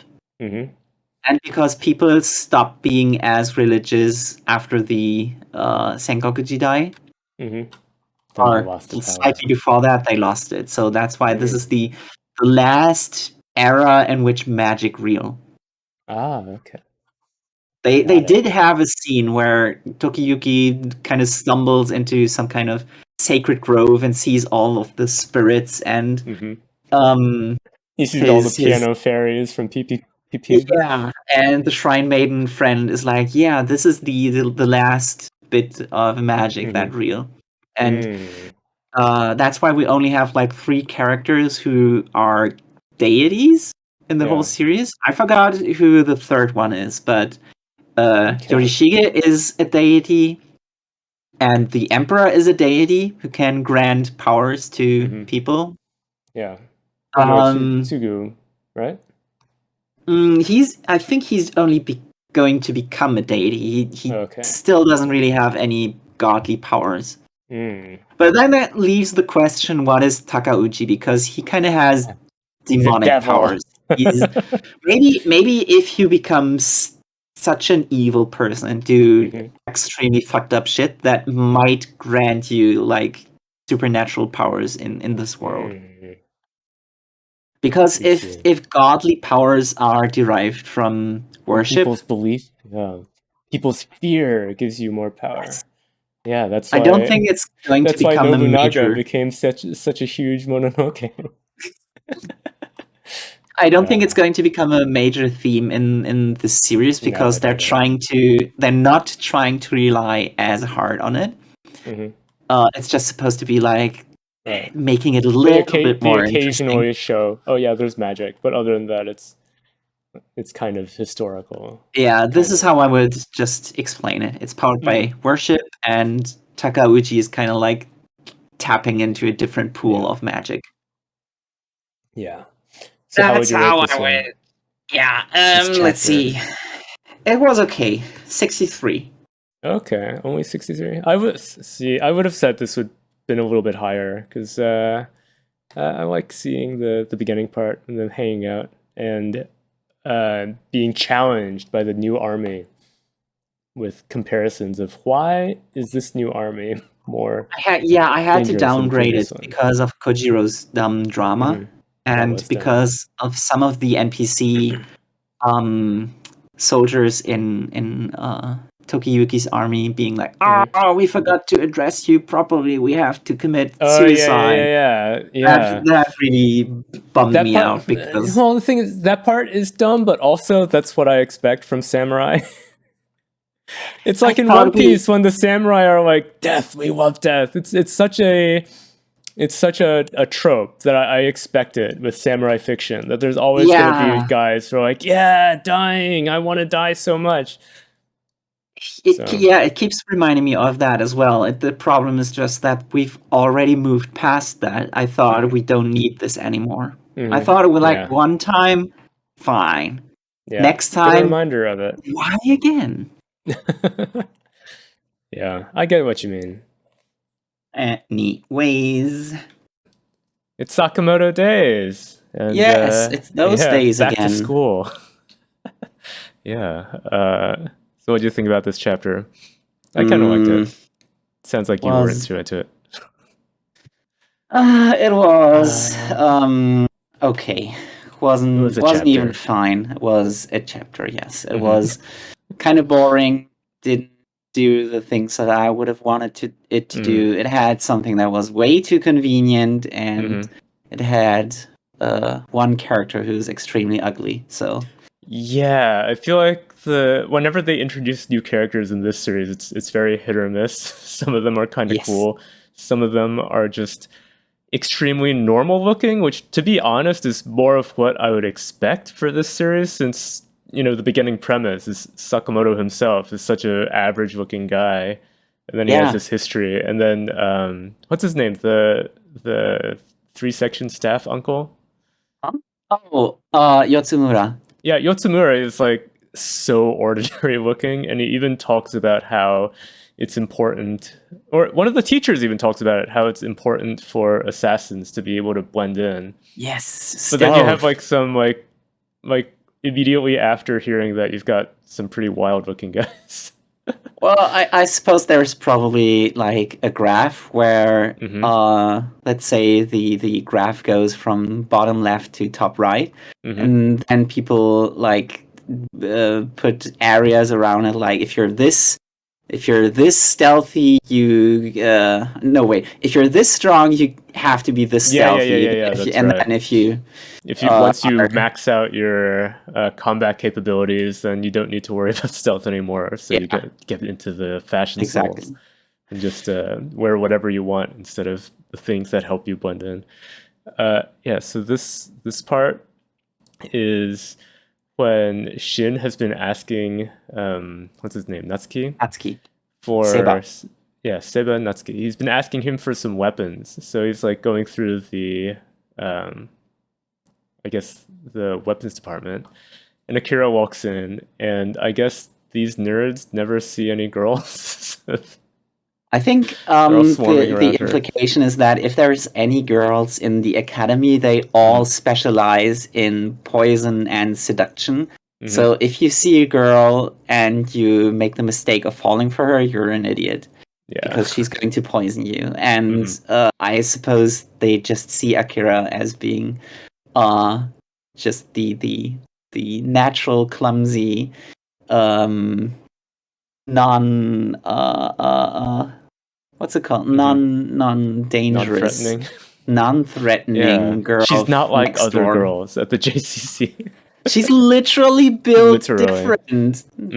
That's right. And that's the only part that I liked. That people reacted to her like, "Oh, female." I assume you really dislike the next part. I actually like the next part a lot. Where they're going through, and there's Natsuki is like, "Here's a bunch of stuff I made," and Shin is like, "This is all junk. Why are you giving me this crap?"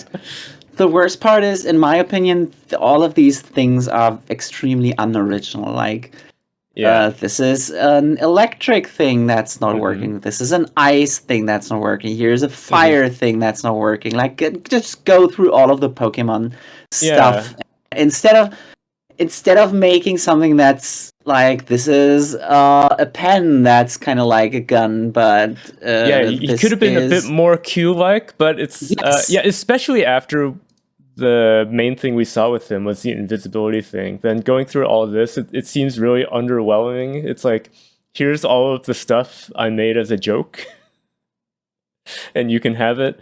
And then it reveals after that it's that he has a lot of junk, because he's the kind of guy who making so much. He makes stuff so much that a lot of it is just failures, but it's fine because that's the practice for him. I'm like, I've heard lots of people talking about how to get good at something, you have to get used to failing at it, because that's how you practice. If you don't like failing at it, then you'll never practice enough to get good. So I'm like, that makes sense. All fair and good. Like, this is a nice lesson to teach to anybody who's kind of like, I want to fiddle with devices and stuff. The thing is, a better author would have made completely useless sounding, but also really original gadgets, and then use all of those in a scenario where they actually become really useful. These are like literally junk. Like malfunction. You see what they're supposed to do, and they're just malfunctioning. And they're malfunctioning. You're right. I would have liked to see some really crazy things that just out there stuff that you'd be like, this doesn't make sense, but then it ends up getting used in the future. That would have been good. That's what I was missing. That's why I was what'd you think of the thing that he actually got? That's stupid. It's too convenient. It's first of all, a glove that turns the limiters in your brain off, so you can punch with extreme strength. Okay, fine. He punches so hard that afterward, then people around him are like, "Whoa, his arm is all red because he hurt himself." And he's sitting there like, "Ow, my hand." I can accept the part about it being like it turns off the limiters in your brain. That's something that you don't see often enough. I don't understand why it would be a glove. Yeah, why? Do you know why it's a glove? It's a glove that gives you more power. It's a power glove. It would have to be connected to your brain, to your head, somewhere. Yeah. And the worst part about it is like maybe it's one of those things like what do you call it? Acupressure. Because there's those. Have you ever worn those wristbands that prevent you from getting motion sick? No. Okay, so apparently there's a nerve that runs down your wrist that once it connects back with your spine, it also goes alongside the nerve that controls nausea, like sending signals from your stomach. So applying pressure to it from your wrist can actually decrease feelings of nausea. So it's like possibly something like that. Even though it also is like, it's nonsense that it's just the one hand, right? Because if you're deactivating the limiter in your brain, you'd think that would be like, full body sort of thing. Speaking of acupuncture, it doesn't make that much sense, right? Except for being a cool power glove. Do you know how acupuncture works? Just like on the topic, like in general. Yes, it's just isn't it just touching different nerves? No. The thing is, for the longest time, scientists didn't know how it worked. They just knew it worked. Yeah. Like, okay, we ran a bunch of tests. We can determine that it's not just placebo. It is a big part of placebo, but they only were able to prove that that it works. And then people were like, that means energies exist and chi is real, and we have to like unlock our Suksma Surimi. And that's right. That's why we're reading the manga all the time. The thing is, scientists were just completely disregarding what's it called? The connective tissue. Oh yeah. Connective tissue, like as a whole. That's everywhere. So they had a study that where they determined that when you put in the needle, it kind of like connective tissue. You have to imagine like it hold the connective tissue in place in a different way or something. No, the thing is, connective tissue is a whole bunch of like fibers. Yeah, it's all the fibers threads under your skin. It's you could say they're a type of strand. And acupuncture is like flesh stranding. Yes, it's you put in the needle, and if you were to look at it under a microscope, the threads of your connective tissue are kind of like spaghetti that's then getting wrapped around the needle, because part of the acupuncture is that you twist it around. And by twisting it around the needle and then pulling it out, the whole ball of connective tissue that you've twirled up, it gets misplaced, and in the void, let's say, where there were a bunch of strands and now they're just like moved away. Yeah. The body is like, oh, there is a void now. I have to produce more connective tissue. And that generally just it invigorates the body to produce more connective tissue, and that in turn helps with transporting stuff that's because I know that there's also some things where they'll do acupuncture, but with bee stingers. Like they'll actually get bee stingers from live bees. It's pretty sad because the bees have to die. But the idea is that the bee's toxin, along with that, since when you get stung, then you swell up from it. Yeah. It's that that swelling process is blood rushing to the area. And the idea is that then when you do acupuncture with that, then you're encouraging increased blood flow. And I'm like, I wonder if that somehow connects with that idea of acupuncture being moving the connective tissue to encourage the body to start rebuilding something. I think that kind of destroys the tissue, so you wouldn't want that. What you want is just like supposedly it works. I'm not so sure about that. I only read the study where they looked at it under a microscope. I didn't read that in a study. I saw it on a show on Discovery Channel, which is also the channel that makes stuff about mermaids. So I see. The reality of it is, could be bullshit. But either way, that's the whole mystery about acupuncture. So energy not real. Yeah. You know what my favorite thing about alternative healing is? Or alternative healing that gets proven by science. What is it? Purring. So like cat purring? Yeah, cat purring. Yeah. So apparently you feel better if you're petting a cat that's purring. And this is like, people thought it's just because cats are so cuddly when they're purring. And then some zoologists noticed that cats don't only purr when they're happy, they also purr when they're injured. And they used to think like, this is just like... How did they find that out? How that's suspicious. Probably some vets, like taking care of cats, are like, this cat is purring. And they were wondering, why is that? Because is it just to comfort themselves? And they're like, yeah, I guess it is just to comfort themselves. But also, it turns out that like sports medicine doctors who fix your bones and stuff, they in the modern day use devices that are for bone stimulation. Same frequency. Part of the bone stimulation is vibrating at a certain frequency, which encourages the cells that can repair bones to work harder. And it turns out that that's the same frequency as cat purring. So as it turns out, purring is actually a small AoE heal that the cat does to itself when it's injured, but also just when it's happy. So yeah, cats are natural healers. Such a thing, yeah. That's resonance, right? Yes, it is. Because recently somebody showed me an article that says Janet Jackson's music video is now a vulnerability for crashing hard drives. Because that specific music video, what's it called? Rhythm Nation? It has a sound in it that can kill hard drives, but it's only hard drives of a very specific brand and model, and it has to be the ones made in I don't know, 1995 or something like that. It's very specific. Then that's like the Fox die for hard drives. If you want to erase data from an area, but only from a very specific kind of computer.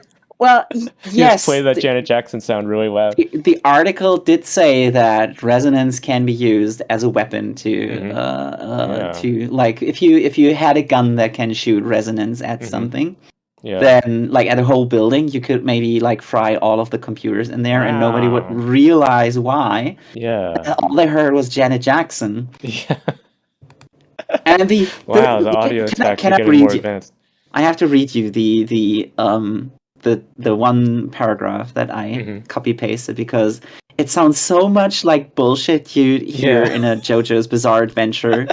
But it's real. Somebody's explaining how his stand works. It's resonance is a physical phenomenon by which the sound produced by an object vibrates at the same frequency as the sound waves from another object. This can give rise to an increased amplitude. This is how bridges have collapsed in the past, and also Tesla when marching across a bridge. That was one of the things that Tesla was studying before he died, was resonance. And I remember he actually proposed using resonance for demolishing old buildings, but it never worked. Because Janet Jackson didn't exist back then. So if Janet Jackson and Tesla existed at the same time, I think this goes deeper. I think they asked Tesla to get their hands on the secret technology that he would have. Janet Jackson inherited it. She traveled through time and did the job, and then she got it, and then now the U.S. Army is probably using it, something like that. Yeah. But the part about the bridges collapsing, because there are old-timey camera footage of a huge bridge collapsing because of resonance. Yeah. You've heard of the Mothman, right? Yes. Yeah, that was also resonance? That's what Mothman was warning us about. The bridge collapse, because I think that bridge collapse was one of those things where it was resonance. The wind blew, and it had some resonance with it, so it started swaying, and the sway of the bridge ended up amplifying itself somehow.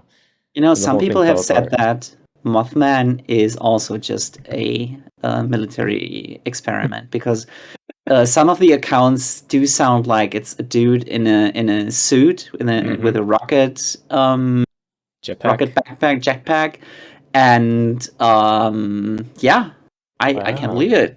I kind of like the Mothman cryptid, but I can also believe that, and that's the reason. Yeah, I kind of like the one where they said it's a giant owl. It's kind of cool. No, that's stupid. That's the worst explanation. It has to be cryptid. No, it has to be mysterious. It has to be able to call people on the phone and be like, "I'm Ingrid Cole, and you have to do the thing, or the bridge collapses." Yeah. Anyway, back to the assassins. Right. I completely dislike that they had to put in this kind of like, it's a downside. It's so a failure because it's too perfect. It's supposed to be a failure because why? First of all, why would it be delayed? That's stupid. It's just an arbitrary reason to declare it a failure, and why Natsuki didn't use it as a prototype for something. And that's why Shin can use it. But it's so stupid because why would there be a delay at all? What's the explanation for it? Yeah, it's not explained. There is no explanation for it. There's a delay to the power hit. But then we cut to the slur guys, and we get introduced to another wild and crazy looking dude. Hayden. Yeah. So he's got the bondage ropes all over him. Inky. And in a big hypnotic jacket. His hairstyle is stupid. His fetish is stupid. He has his sweet tattoo tooth is stupid. tattooed instead of his eyebrows, and I don't think that's cool. He looks dumb. I don't like him. He's like during damaged Joker level of dumb looking.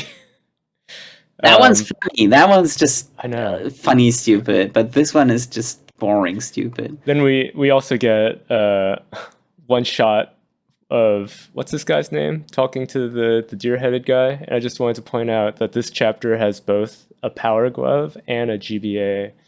This is a very very Nintendo chapter. What was his name?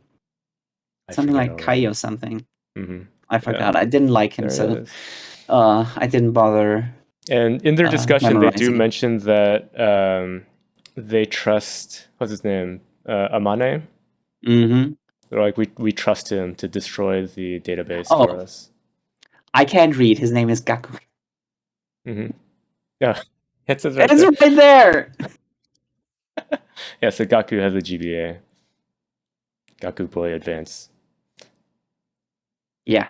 Yeah. So this chapter gets a, let me check, 59 from me. Okay. Just okay. Just okay. Yeah, I actually liked all of the weapons creation area stuff. I didn't like this guy though. You're too easily swayed. He's not that good of a design. He's bad. I don't like him. Yeah. All right. Tell me about Pppp and the empty background color page. Well, you can look at the Japanese one, but stickers it's not... and ads are for that. Oh, it's just the volume ad. Yeah, it's always the volume. Can't say I really appreciate this chapter. I call it bad. Not very bad, but bad. 35 kinda points bad. Pity. Because this is the chapter in which Melody, the trypophobia dress girl, is playing her piece for the 4-on-4 piano battle. And if you remember her whole deal, she was pissed off because Mimin, the Otogami sister, who is the most free of them all, because she's just so perfect, but since her playing style, usually she was playing very liberally, and her teachers were like, "No, don't do that. You have to play just like the sheet music says." And she's like, "Oh, fine. Just read the music." Then she plays it, and it turns into the distorted trees where Mozart is walking through the forest. And everybody's always like, "Oh, these trees are so beautiful." And Melody is like, "This is bad. She's my one true rival. I have to beat her. But I can't beat her, so I have to make her hate playing piano." Okay. And then that got resolved last time, right? The solution was so easy. She just has to play the way she wants to play. Then it's going to be fun for her. She won't have to be constrained by the rigid world of piano, concert, whatever. Yeah. And is that what creates this distortion? No, and then Melody gets to dominate the world of actual piano players. So that got resolved, but she still signed up to play on Fanta's side. And you'd think like somehow she really wants to like defeat Mimin now, but then she go to the page before. Here she's like, "Oh shit, I forgot. Mimin isn't playing with the trees anymore. She's doing her own thing. I didn't have to do anything here. I wanted to beat her and feel better, but also like that's kind of already resolved. I don't know what I'm doing here. I don't know why I'm still suffering. I don't know why I still feel bad." And then she looks at Mimi and she's like, she's actually really cute. Maybe I can be friends with her. So she's like, just listen to the song. Yeah. And maybe if you like it, you can vote for me. And then Mimi goes into the audience, and this is the one thing that's kind of funny. She just sits in somebody else's place where already somebody's sitting. Squishing this other guy out. Yeah. And then Melodi's play style is it just distorts what, because all of the otogamis are special because they can summon visions, right? Mm-hmm. That's the whole thing. Other people who are really good can't be on the otogami level because that family needs to remain special. So her vision is just, it distorts space. Yeah. Visually. People actually comment on that they are not getting seasick from things going like somehow. But then Mimi, yeah, and all this these is what it looks NPCs. like. This is what it looks like, and this is one more example of my usual criticism that PPP is just nothing but CSP assets. Yes.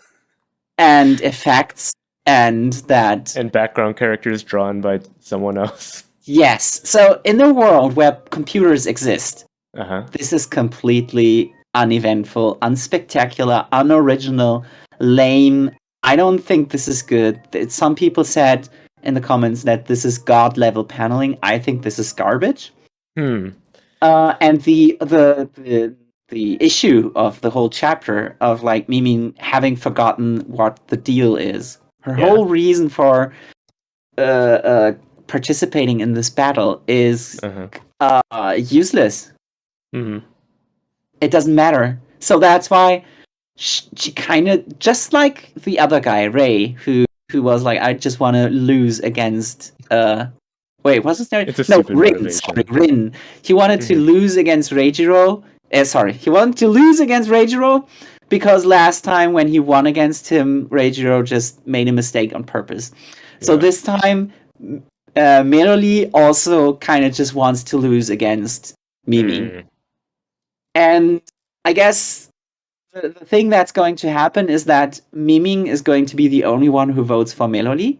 And then she can be like, I voted for you. You got that one vote from me. And then they're going to be so happy because it's like, I never was supposed to dominate the world. I just wanted to impress you for once. And I suppose that's going to be played as super wholesome and like, the solution was always there. But it seems extraneous, though. I don't like, why is need it even there? I don't need it in this arc when Yeah. the issue has already been solved in a previous arc. Yeah, exactly. Next page, you just see that there's still some resonance from she's gonna collapse the whole place. Oh no. From her play, which summons the fairies who look like Melody, and she's still there, and she's in this distorted world, and she's like, wow, this is fun. And I suppose whatever the fairies say, that's what Melody is. Sorry, that's what her, Miming is going to do. That's her inner thoughts. Yeah. Yeah. Even though it's detached from her, she doesn't have control over it, especially when she's not playing anymore. So this is the whole chapter. It's dumb. It's a non-issue, and it's again just making you abusing the CSP asset store. Yeah. That's the whole thing. Kind of lame. So how did you rate? You already said it's 35, right? Yeah, 35. All right, let's move on. Something more fun because it's Roboco. This is my second favorite Mountain chapter in the whole Skirts and issue. Roboco. This is a good little story. Oops, I ran the wrong one. So they're in the dark forest, and is this a reference to like a specific horror manga, I imagine? A specific horror artist. I don't think it's a specific chapter or story from somebody. It's just the go-to... What's his name? Keep forgetting it. The guy with Kazuo Umezu. Okay, that guy. Kazuo Umezu is, I think, the artist whose style they're constantly using when horror chapter was it the same style with the button eyes when they had the doll? No, that one was the Junji Ito. That was specifically Junji Ito. Okay, because I don't really read a lot of any horror manga at all. The only Junji Ito I've read is the one about the cats. But that's the one I didn't read. It's good. You should get it. Mm-hmm. Yeah, this forest more reminded me of the creepy forest in Berserk, where there's all of the Clifford. The Clifford. All the things start spawning, because that's when Griffith at first started taking over the world. Yeah, I like that. Yeah, they don't quite meet all of those things. They don't meet him, the little big-nosed guy without arms. Hmm? You know that little creature that they spot in there? That's a face with no body. It's just a face with feet big on nose. it. Yeah, big nose. It's so popular. Now I remember, yes. Yeah. This page is like the culmination of so many nice things. It has a callback to a character who is completely stupid. Mm-hmm. It retexturizes him as a Hunter x Hunter reference. Yeah. He's a gourmet hunter. Bondo and Motsu and Gorilla doing their villain thing. Mm-hmm. As always. But they turn it around into like they want to get the money to help needy for charity. Yeah, they're so good. That's like the ultimate Matsuo and Gorilla. Yes. We're gonna find this thing and sell it. No, it's like it would be such a shame to just sell the beetle, but then they're like, no, we need it. We gotta do it for charity. They're so nice. But then Bondo meets a new friend. Natsumi. I love her. Yeah. This girl is so nice. She's so nice. She's such a good friend.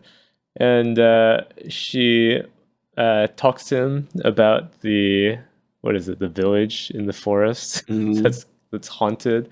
Silent Hill. Yeah, Silent Hill. So she's like, come on, I'll help you get out of the haunted area.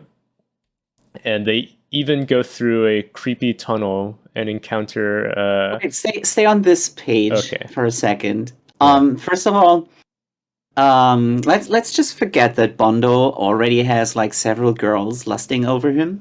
Yeah, it's a harem. And manga. Boys as well. Yeah, that's right. So he just walks through the forest, meets a girl who just wears one piece of clothing, and immediately she's holding his hand.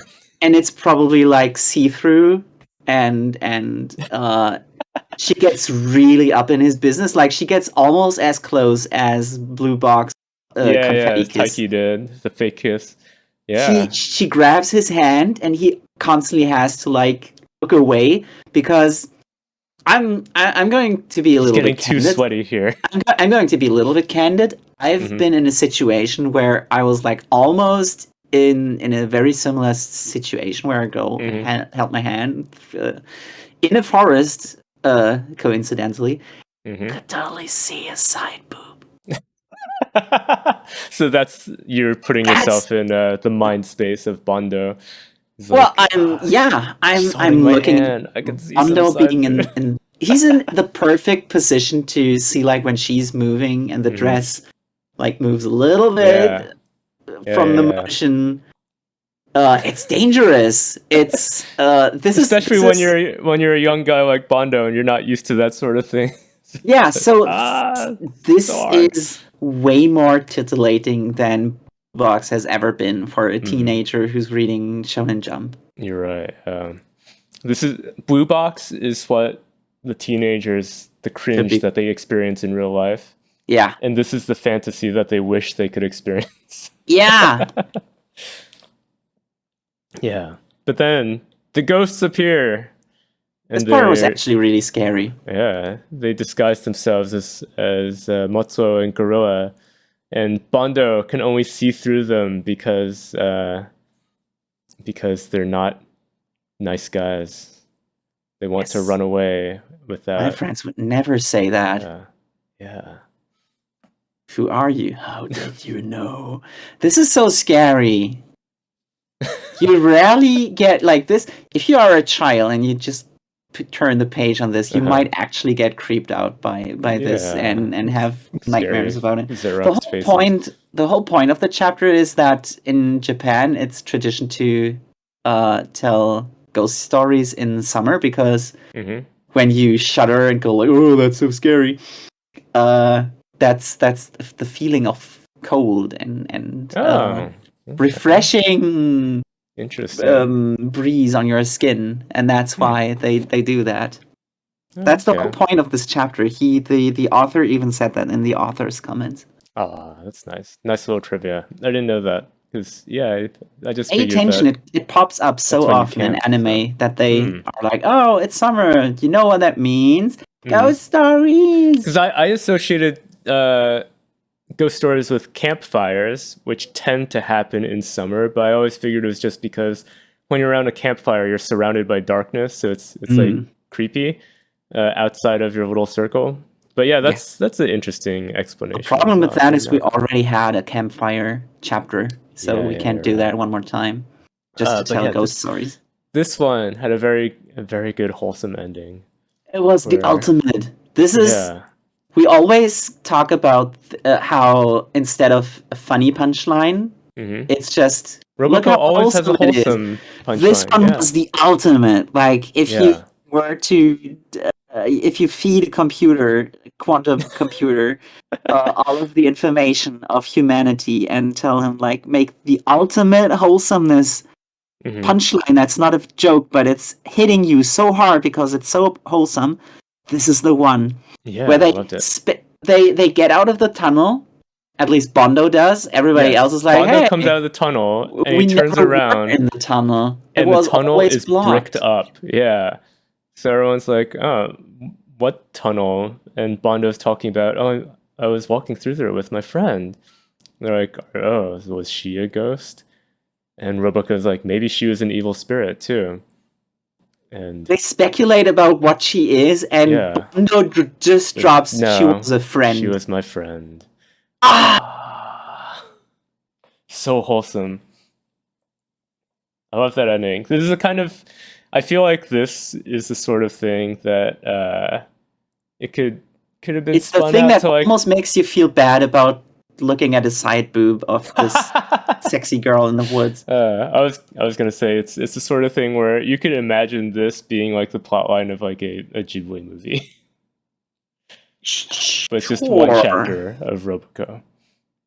It's good storytelling. I don't think Ghibli movies would ever be this scary. Well, technically, some of them are pretty scary. Pretty scary. I mean, but not in this way. This is the manga jump scare kind of scary. Yeah, I'm trying to think. Have there been jump scares in Ghibli movies? I feel like there have been, but I can't remember exactly what. Oh well, whatever. We'll do good chapter. A whole review of all of the Ghibli movies just to find the one jump scare. Indeed. So my summation of this chapter was I only actually got one laugh out of it, but I really liked it because it's a cute, wholesome kind of ghost story. It has everything, a little bit for everyone. Just a little bit.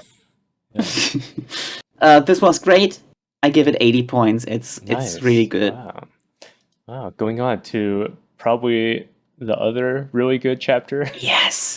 This is the peak. Issue.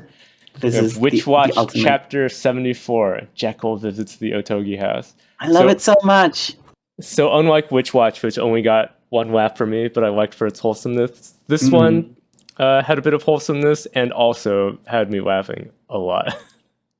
Yes. The premise of it is, so first of all, I always like when they have these kind of side characters building a relationship with one of the housemates. Yeah. Like I loved the Nemu and Wolf chapter where they're doing the movie. That was so fun. That one is kind of hurts because they're too awkward with each other. But I know what you mean. It's so funny. And I like, so when I saw this one opening with the student council president, the Dr. Jekyll student council president, and Miharu, I was like, this is going to be a good one. Just like with Nemu and Keigo, where if you take away the awkwardness, I forgot that those are always kind of lewd. Because they get into the situation where she's like, I want to watch a movie in your room. In your bedroom. And he's like, yeah? Yeah, Netflix and chill. You've seen the memes. Just like with that one, this one also got a little bit lewd, but only if you have like the Fujoshi glasses on, which I'm wearing all of the time. So I don't know. I don't know about you, but yeah, they're invisible, but they're there. This whole chapter is just Fujo fodder. Yes, it is. Where, like, look at the situation. Miharu and Jekyll just are the base of their relationship, where they meet secretly. They meet secretly. They meet in school. They don't talk. They look at each other. They just go into a secluded area. Yeah, where one of them can touch the other out of him, and then they talk about stuff like this. This conversation kind of feels like they just did the thing, and then he's like making small talk, and Jekyll is feeling like, I don't want to have this conversation with my post nut clarity is like, I don't want to talk about this anymore with my friend with benefits. And the thing is, Miharu is trying to introduce him to his household. Yeah, that's kind of like meet the parents. Meet the parents. And when he's going to when he's about to go on a date with him, right? They're meeting up. That's right. Dating. Yeah, you're right. This is too much. He's dressing so prim and proper. He's the perfect boyfriend in this situation. It's like, I'm going to meet the parents of my kind of spoiled asshole little boyfriend who's too cute to refuse to give him the juice, and this is the I said what I said. Yep, I think that's pretty apt, and anyone else wearing the Fujo glasses will also recognize that immediately.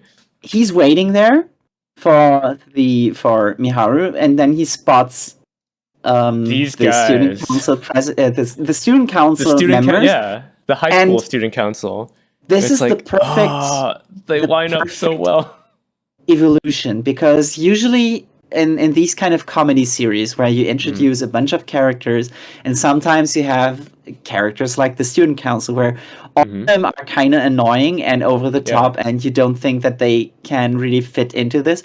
But this is where you bring them back, recontextualize them in a different setting. Like, this is their casual out of school kind of get up, and they still dress ridiculously, kind of wild, but you still kind of see like the knife licker is not as crazy, and the sexy girl is kind of dressing realistically. She's not a bit more normal.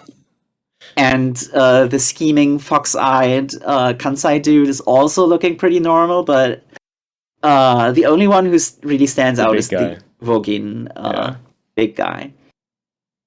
And putting them together with a different character who's the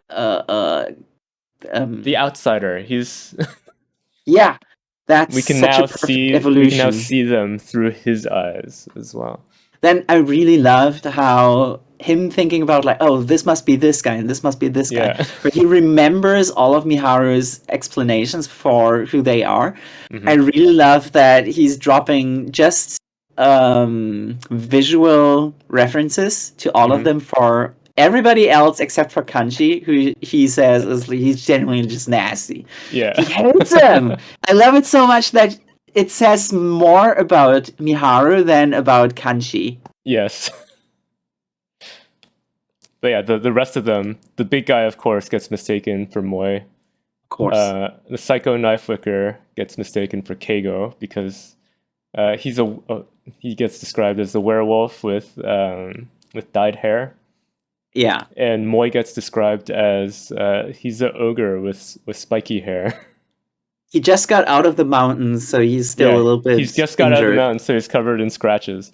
And then, who else do they describe? Nemu and Nico as the two witches. Nico has light hair, and Nemu is kind of quiet and has black and slick hair. Yeah. And then what's her name? Momichi is the more Yeah. mature looking one. She's just curvy. Yeah. She's just curvy. Just curvy. So they line up. It lines up. Really lines up. And- It's so perfect. It feels like almost as if it was planned that way, from but the start. think it kind of wasn't, because it was originally they still have two more members, the child emperor and the robot guy, and those Yeah, don't you're really. right. They get there late. So Yeah, and also Yeah. Momochi wasn't originally part of the Otogi Right. household, so yeah, it just lined up perfectly. It's just a Just what a really nice coincidence. coincidence. And then the coincidence is that Jekyll is also the student president. Yeah, He's just the the middle student school. president of his middle school. Mm-hmm. It fits so perfectly, and he's so moved when he sees it. Yeah. And then we get the reveal of what's really going on. The This high school part is student also council president. oh, Yeah. it's so good. It's because The description of him is yeah, so complete. the casual, complete description, the summary of everything that this character is, and Miharu is the kind of person who would say that. He would say it because he's kind of an asshole, and he would point out all of the ridiculous stuff. Right. All the things that make you stand out. He would remember. The best part about that, Like, oh, the best it's part you, is that the guy who's had his arm stretched out like a rubber band. It never takes his hand off his head. the best part is the student council president really appreciates it. Yes. He loves it. They fit together so well. And then it's so good. Miharu realizes what happens. Yeah, that's also no. good. Oh no, the guy I was going to meet.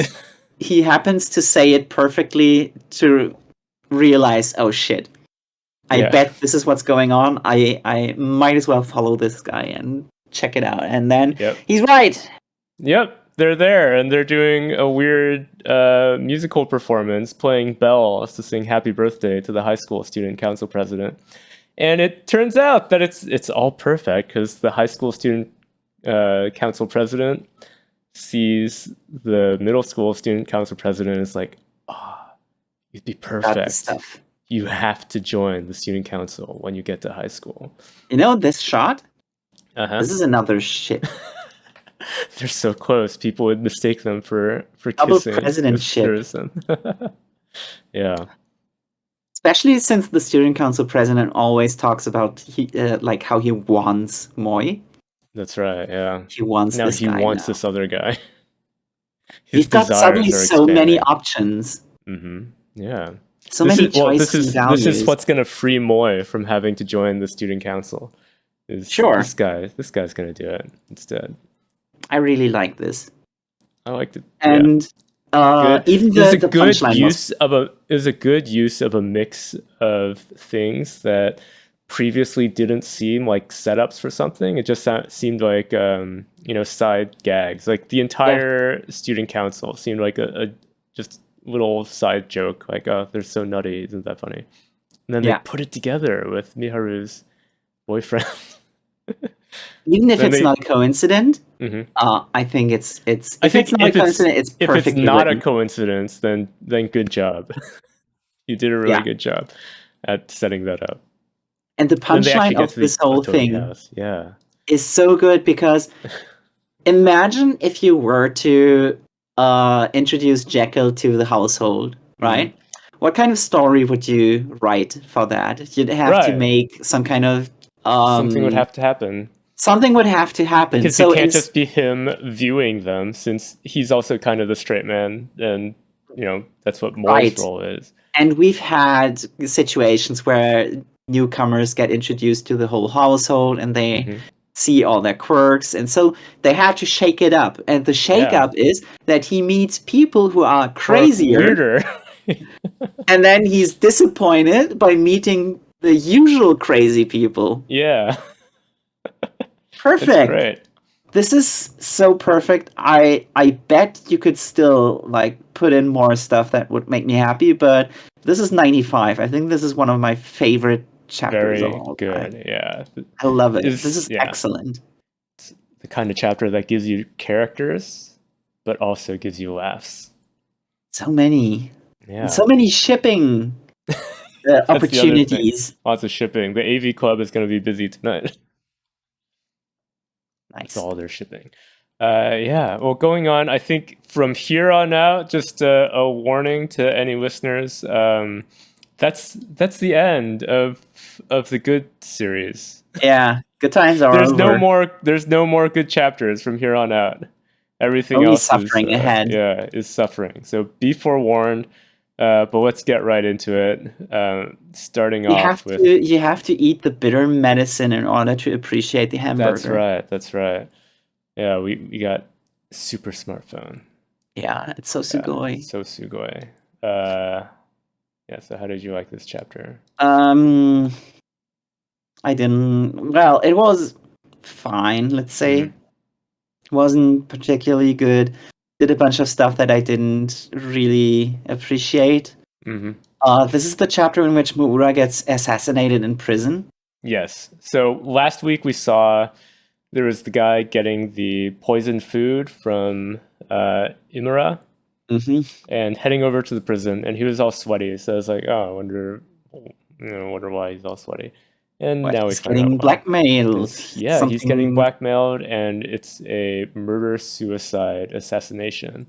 It's something that you can do because you get all of the information about everybody's search history. So you can easily blackmail people. Yeah. Damn. Yeah. And we once again get reminded that Mura's parents stopped caring, which is kind of sad. It's sad. It's their last chance to see him, and they didn't. It was very unpleasant that this whole issue just doesn't get resolved anymore. I know. You don't see them again. I don't care about Mura. I think he's a stupid character. He's a bad person, and Q shouldn't care about him at all. But I kind of feel sorry for the parents. Yeah, they lost their daughter. Both of their children are dead now. Yep. And it's all none of their fault. Yeah. It's Nichiro's fault. Assuming he also was involved in killing people 7 years ago, since Q assumed that he was involved in the disappearance of his brother. It's such a bummer. Then Q, because he's an idiot, didn't think about how Muura could get assassinated.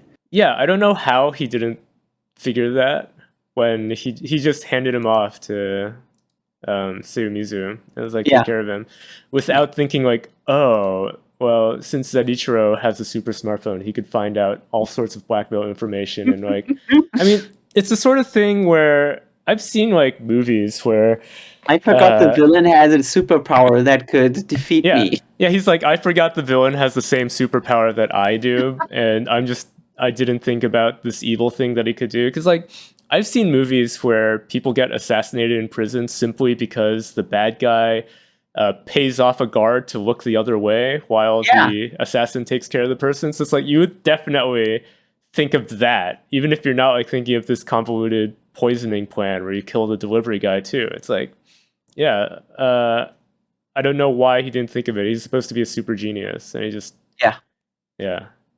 So, but at the very least, Q gets finally the emotional responses that I would have wanted him to have. The whole series. This is what I wanted.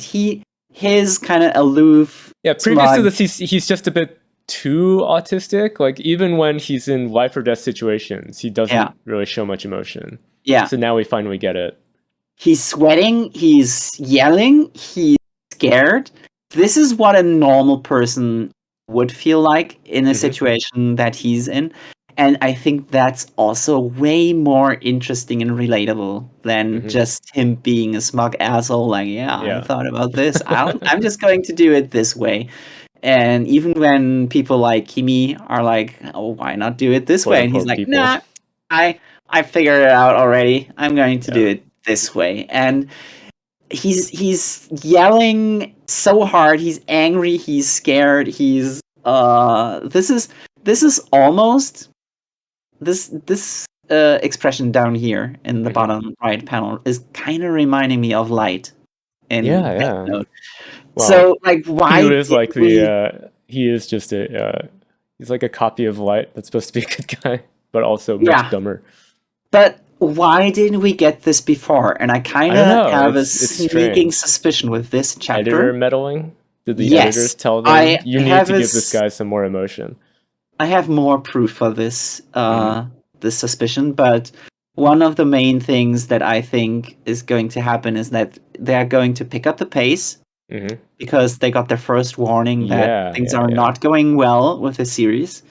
There's a big sign of pace being picked up at the end of this chapter. Yes, and right now is probably the phase where the editor is like, okay, we did it your way. Didn't work out that well. Now we're going to do it my way. If that doesn't work, we get cancelled. Yeah.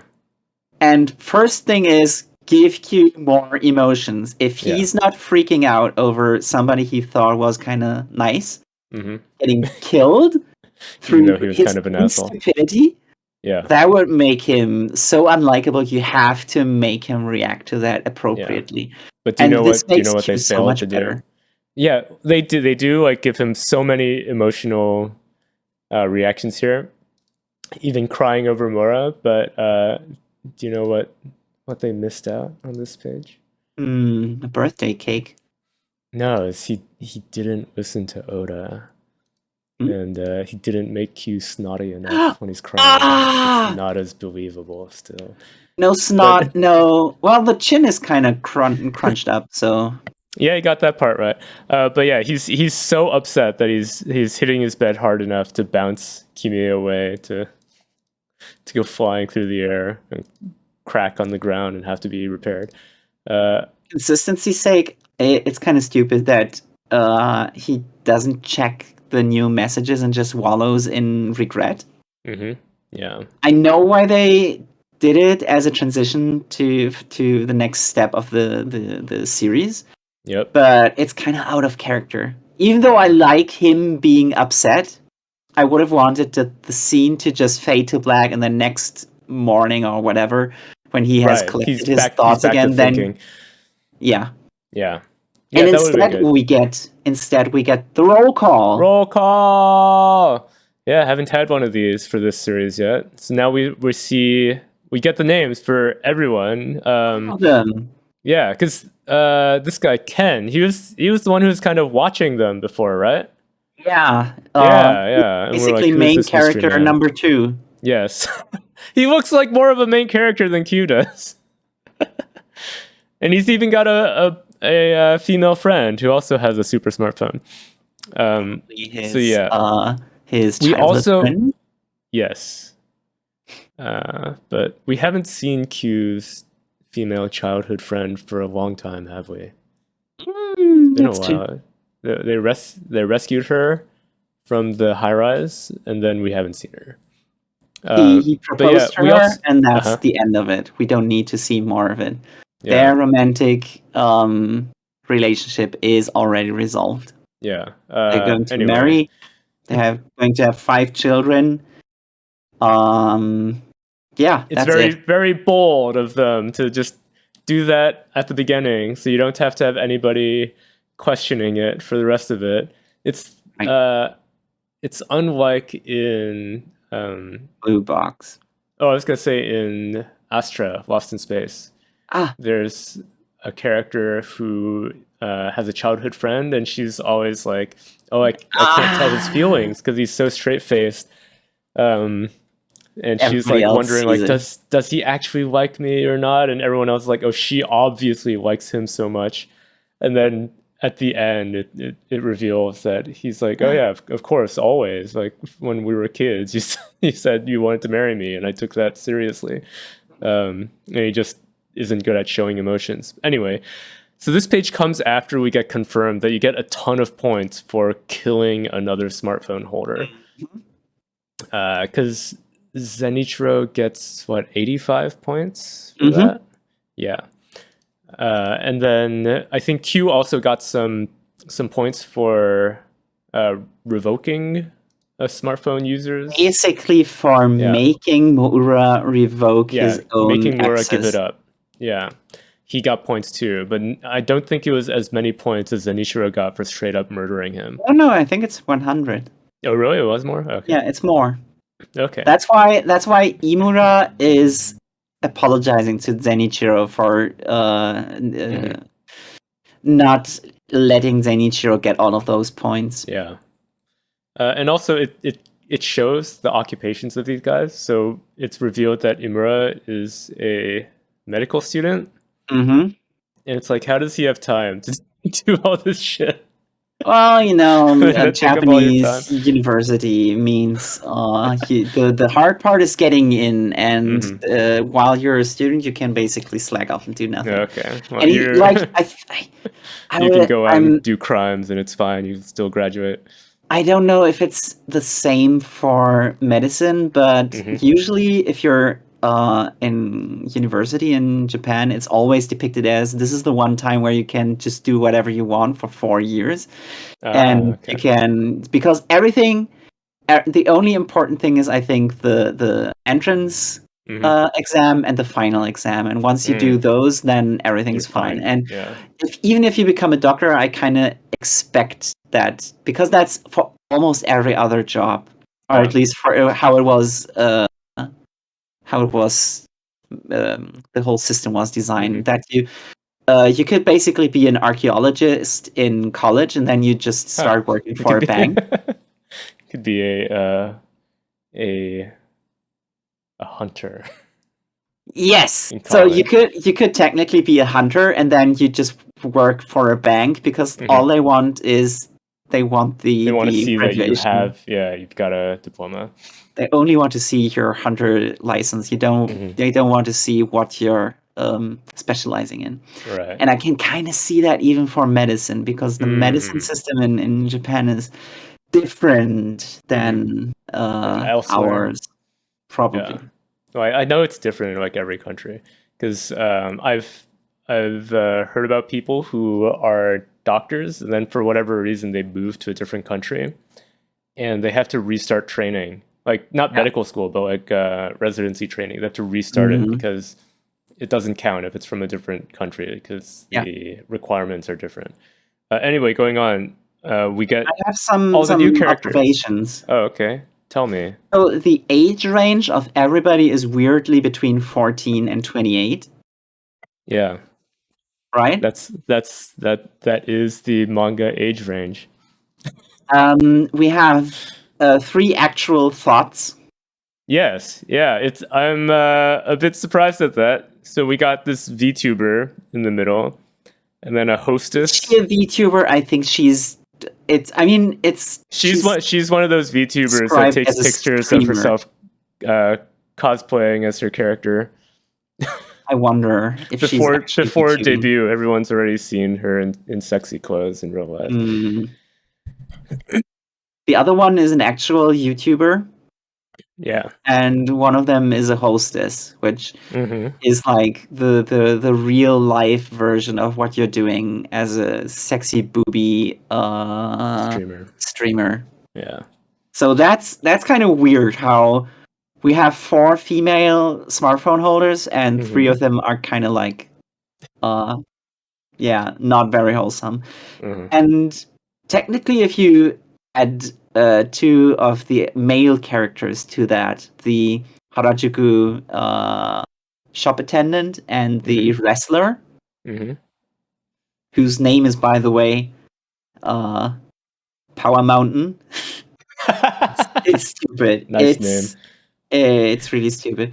You get something that I would summarize as kawara monos, which is kind of like outcasts who only do stuff like entertainment and yes, kind of like the in Elusive Samurai, the basaras, the guys who only do flashy stuff, even though they are kind of supposed to be but then you get several samurais. of them. The remainder of them are just students. So yes. So they're more technically normal. It's 8 non-adults, I would say.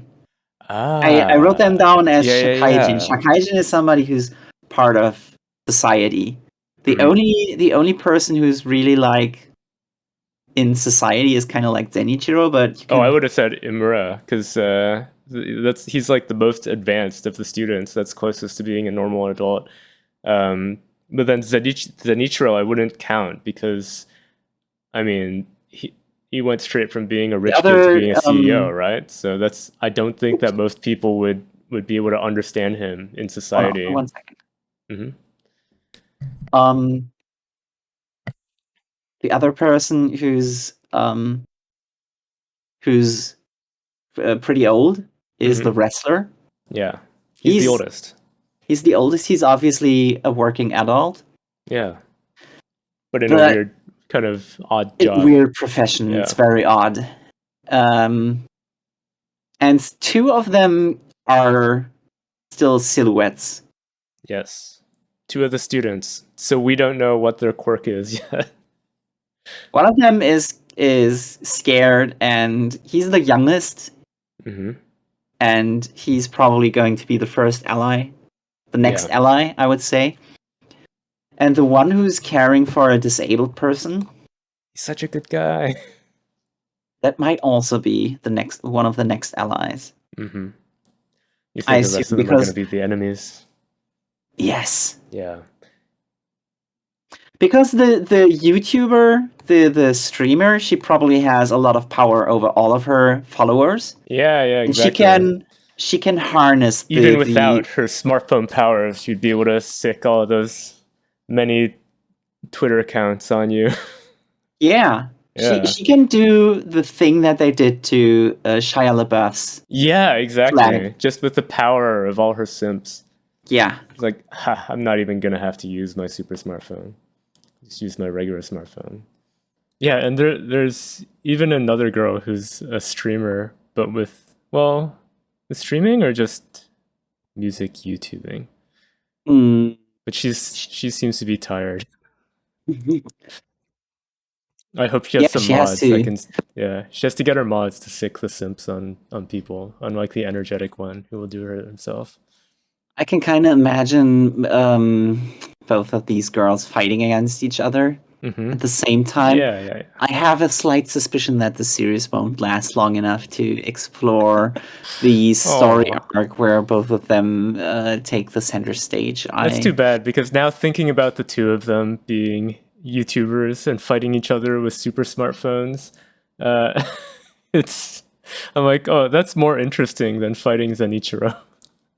Yeah. Right? Yeah. I would rather that be the storyline. If only. If only.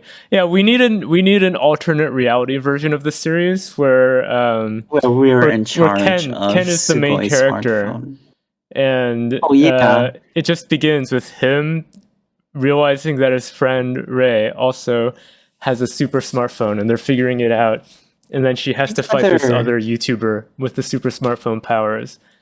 And then later on, when the author has more experience, then he can drop Zenichiro in and actually make him more threatening. Since we live in a world where money is everything, Elon Musk is one of the final bosses you could possibly take on. Yeah.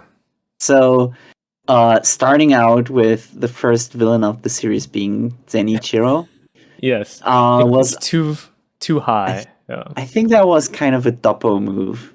Well, the thing is, I remember specifically liking Doppo because he's the big boss and he's super tough, but also then they talk about how the other bosses kind of don't really trust him because of the way he got to the chairman position. So it's not like he's somebody who has absolute power over his own organization even. Well, it turned really into that. Yeah, it did, but when I say a Doppo move, from the beginning, it didn't have to be like that. Zenichiro kind of has to be because they introduced him as, this guy's the top of the business world already. I think it's okay to introduce the main villain, but I don't think the hero should engage with him too early, and that's what I mean with Doppo move. Like the way Ayashimon started is you thought that they would just beat smaller villains on the way up and maybe get a glimpse of Doppo's machinations, but they rushed to the final boss. Yeah, it went a bit the scripted you have to lose this battle boss fight, and Yeah. I think that's what this is, and I'm kind of. It's not done in a good way. Yeah. To bring it with real life, it would be more interesting if your first battle you have to beat Iron Mask, and then after you beat her, you can go on to fight Elon Musk. Yeah, that's exactly what it is. That's the perfect rhythm, and they didn't do it. Yeah, and that's why I'm scared of. Well, no, I'm not that scared because I don't care as much. Because we don't care about this series, so it's okay if it ends up dying soon. Yeah, it's kind of like when Ayashimon started to go down. It was like, but now I don't feel so bad about it because it wasn't good for a while. I still felt bad about it because it felt like it had so much more potential than I feel from this series. Way more. It had such a good theme. So, yeah. There's some things where very quickly after the first chapters, you can kind of gauge whether it has potential or not. And then from that, you can tell how disappointed you have to be when it ends. And then there's things like Doron and Earthchild, where I'm just going to purely be happy when it ends. No disappointment there. Speaking of which. Oh no, it's next time. It's time. It's time for Earthchild. You know this is a 0, right? Yeah, very This much. Is the worst it could possibly be. This is the chapter in which the continued battle between Earthchan and Mamoru. This is a weird chapter. This is the one in which Mamoru figures out how to convince Earthchan of his family's unity. But he does it by starting talking about how his dad's weakness is actually good.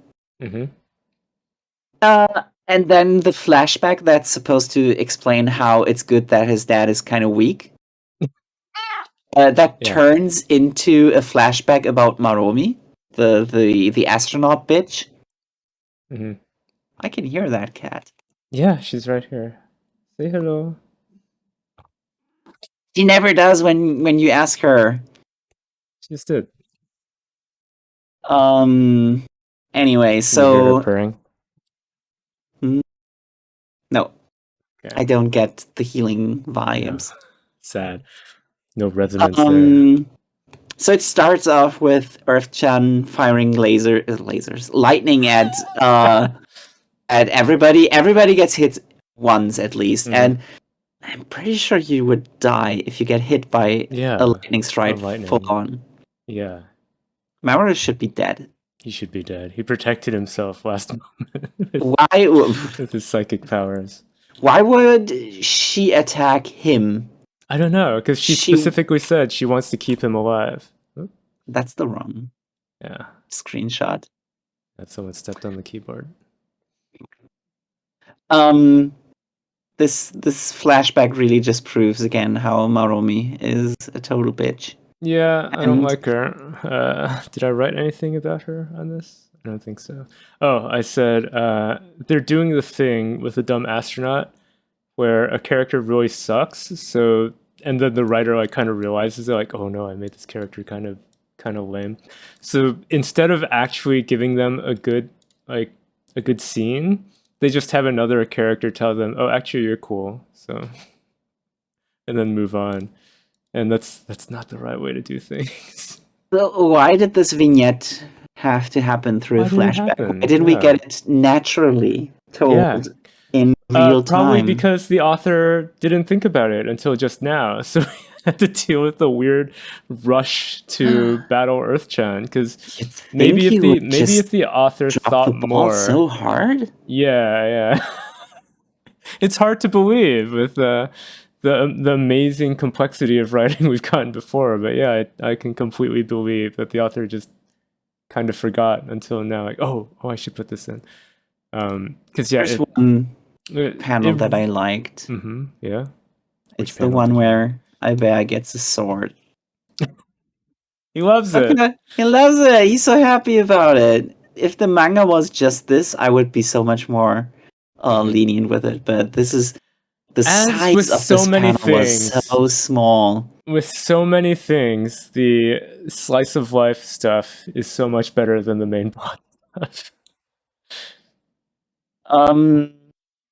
The dad is shown to have his own kind of like thanks for watching, like and subscribe phrase that he says every night when the whole family goes to bed. Going to bed. Yep.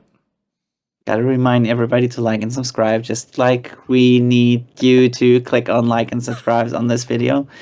Our bedtime is only just beginning. Then Earth-chan says, like, what are you going to do? If you kill me, the Earth, everyone else is going to die. That's how we were talking about. You can't, like, just tell everyone to pollute to give Mamoru your strength, because that'll destroy the Earth.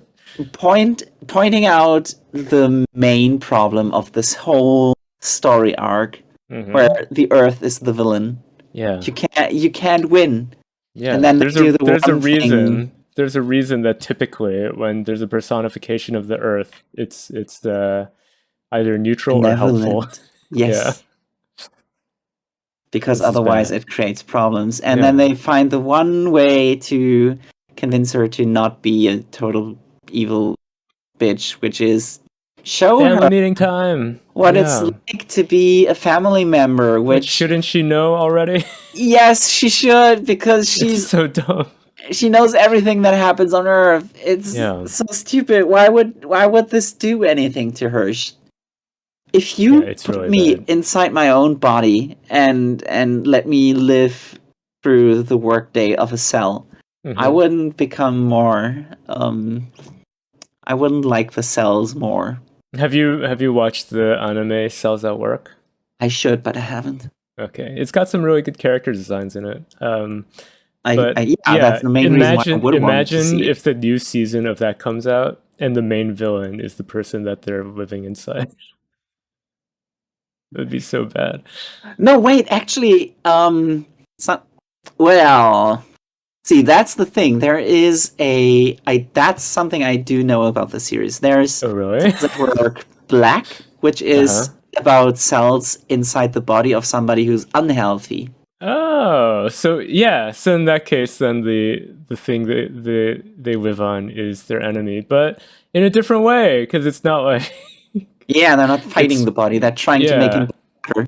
They're trying to make it better, and also the body isn't like, oh, I hate you, you little cells, you suck. It's just really ignorant. Stupid red blood cells. There was actually a comic kind of resembling that I saw online. I forget who did it. I saw it on Twitter.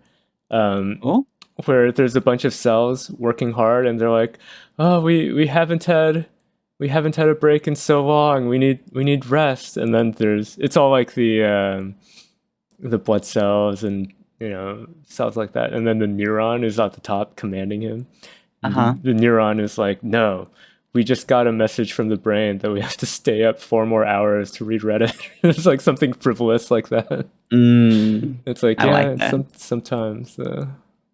Sometimes the person is against the villain itself. Yeah, but it's not good for the series. I don't like it. So once again, please just let Hideo Shinkai play Elden Ring. Free him.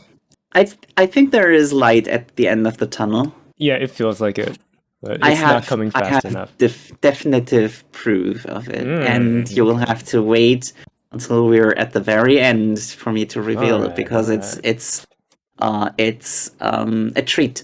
Good. All right. Well, going on. Another thing that is rushing to this is Doron, and this series has like the most obvious rush towards the end that I've ever seen. It's amazing. I'm kind of impressed at how rushed it is. It's funny. Yeah. This is the chapter in which Hanzo Miyamoto frees Nobunaga and absorbs him to power in the same chapter, in the space of like 2 pages. It's like I feel like it's only been a couple months ago since they even introduced the idea of Hanzo Miyamoto. And then they introduced the idea of, he's trying to free Nobunaga in this big cocoon. Yes, So, the ultimate evil. yeah, Mononoke so we were all like, steal away because we can't kill him. we were Then all this like, thing shows up. oh, so it's gonna be like they're gonna have to fight Hanzo, and then he's gonna free Nobunaga, and then they're gonna have to fight Nobunaga. No, actually, that doesn't happen. He frees Nobunaga, and Nobunaga like just comes out and has his Look at big dumb this. mustache. Look at And- this stupid monster design. Yeah, I brought in a picture of the Bumble from Rudolph the Red-Nosed Reindeer because he's kind of that's the Scarier design. than the actual Nobunaga. Yeah, he's yeah. Yeah, so there he is. There's Nobunaga, and you're like, oh, okay, well, he is really big. How scary a villain is he? And then they say, not really, because he's lost his mind being imprisoned for so long. Doesn't really matter for Mononoke. They're so he basically kills- monsters anyway. Yeah. So also they revealed that the fox guy survived.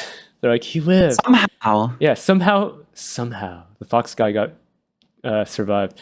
And then Nobunaga just squashes him. He's like, Master, you're here, you're back. And they just squash it. It's like, oh, no, he lost his mind, so he can't even recognize his former allies. And then he's not even like a thing that they have to deal with because Hanzo's like, okay, I just absorbed his powers.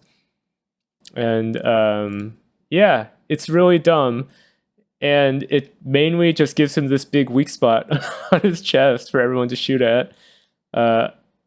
Yeah. I was gonna say, like, the cracks around his eyes reminded me of Mads Mikkelsen from Doctor Strange. Ooh. You've seen that movie, right? Yes, that's the And only remember MCU movie how in I've that ever seen. in that movie, then his plan, the villain plan, wasn't. It's not like an "I'm going to take over the world" thing. It's, oh, I serve this eldritch horror from a different dimension, Dormammu. and I'm going to invite Dormammu to our world to eat it, and then we're all going to become part of Dormammu, and that's like You that's are the coolest thing in invited. the world. Yeah, you're We got invited. cookies and tea. Yeah. And it's like, oh, imagine if at the end of Doctor Strange, because at that point, Doctor Strange has already had a fight with Mads Mikkelsen. Yeah. Then imagine at the end, he opens up the portal to the dark dimension and you start seeing like the weird Dormammu stuff. And then Mads is like, oh, actually, I just wanted to absorb his power to take over the world. And then they have to fight him again. That's what this is. It's just like- Mads Mikkelsen glowing in a different color. Yeah, exactly. Yeah. I know Dormammu has a more fleshed out design. So Dormammu is one of those characters. Like I as a kid, I read a few Marvel comics, but not like a ton. And there's a lot of characters that I'll see them in the MCU, and it's like I think other people are like, "Oh, I recognize that character from the comics," and then on the other hand, I'm like, "Oh, I recognize that character from Marvel vs. Capcom." Exactly. That's the only place where like, I know him I from. remember Dormammu from Marvel vs. Capcom. As you should. Yeah. And I'm kind of surprised I haven't seen any edits of the final scene from the movie redone in the game. I realized something that's extremely shocking and probably won't happen. If it happens, Tell me. Go to the next page. I saved this final page just to say this is Shonen schlock, but like the ultimate Shonen schlock. But I realized something that's extremely troubling, which is Hanzo Miyamoto is able to absorb Mononoke to power himself up. Oh no. Yes. He absorbs Kusanagi. Is that ever an option? Good question. If Dororon is supposed to end next chapter, I can totally see him just getting just piercing that glowing Zelda. Yeah, exactly. Hit the weak point, win the game, roll credits. Have go on to the a next sad farewell from Kusanagi. Yeah, and that's the series. Yep. Because I remember we both really praised when they were discussing about if you're going to kill Hanzo Miyamoto, then the Mononoke world and human world will be separated, and Kusanagi and Dora will have to go their separate ways. What if he absorbs Kusanagi in the next chapter? I don't want it. It would prolong the suffering. Yeah, this is the sort of thing where I'm like, I feel like it's going to end in like 2 or 3 chapters. I think it should end That'll be next fine. chapter, Yeah. and then Earthchild should like have one more chapter where they have the pretend family thing where Earthchan goes, "Oh, I kind of see. I understand it would be nice to have a family," and then that final culmination of all of the stuff, like the family values. That will finally settle in on the final chapter that's in 2 weeks, and then both of these series are over. That would be the ideal. I'd be totally fine with that. Yeah. I've seen Bone Collection end on the final boss just getting deleted. Just like Hanzo Miyamoto. Like imagine if he hope for that. Imagine next chapter he just gets pierced, he's died, and that's it. Epilogue finished. Yep. That's how Bone Collection ended, and Doron really reminds me of Bone Collection. For that. Yeah, I like Bone Collection more than this. Bone Collection was way more original because it had you liked the female co-lead, right? Very unlike Ichio. Okay, but the main thing that's interesting is that all of the powers were based on body parts of her. So she can take one of her bones and that can turn into a completely unique weapon. Like one of them was a bazooka and one of them was a remote control game controller. That kind of thing. Everything was completely original. Her spine was a sword. If we took apart, a spine sword? Like what? Like what the War Devil does? Yes. Yeah. Anyway, so that's how I want it to end. That's what I want to happen. I never finished that series, even though it's short. I got pretty bored of it. It wasn't good. Yeah. Well, if you had a part of your body turning into a weapon, what would it be? And what kind of weapon would it be? You can take my ahogi. Turn it into a boomerang. Just fling it. See if it comes back. I don't know what it would turn into. It turns into a wearable ring that gives a very unique. It gives the effect that you get full heal if you eat a hamburger. Amazing. Very specific. But it's a power that grows stronger if you're in America. Nice. Anyway, final manga of this week. Aliens area. So yeah, this one, she's back. The other girl from earlier. After we had a chapter where they're like, yeah. So last week we got introduced to 2 other of the officers. Characters. And there's a new girl named Suzu, and they were training. So it's like, are they going to keep training there? Nope. You're going out in the field with the previous girl character Yume, and it feels like they realized a few weeks ago that it was weird to like skip over having Tatsumi actually make friends with the other officers after introducing them. So now they're going back one by one and being like, okay, we'll give him 1 quest each with one of them to make friends. So we have more of a complete cast. And the storyline in this time is that they're just investigating cat food theft. Yes, very important. Yeah, very important. To call the MIB for. You'd think that the MIB had more pressing matters to attend to. Yeah, because like when you think of the illegally parked UFO, it's like, yeah, that makes more sense because that's alien tech that's just left out there. Yes. But cat food theft, it's like, who even was paying enough attention to notice? Oh, I see the cat food just disappearing into nothing. Yes. It's so strange. You'd think that it makes the ninja alien just really incompetent also. Yeah. Because this alien, ninja alien, he only exists. Idiot. He's an idiot and he only exists for the sole purpose of, what if aliens could turn invisible? And this is how we have to show that the contact lenses are really useful. Yeah. And I'm still wondering, like, why isn't the lens just standard equipment for all of them? Yes. Because it's not something that you'd think would take an immense amount of power. Because like if you're generating a laser sword or making like a laser gun, then maybe you could think like, oh, okay, well the wristwatch controller can only power one of those at a time because you're shooting blasts or creating a laser sword let's that even can cut through stuff. pretend It's like, okay, that maybe that's why. But then like for lenses, it's like, oh yeah, just pop them in. They just work.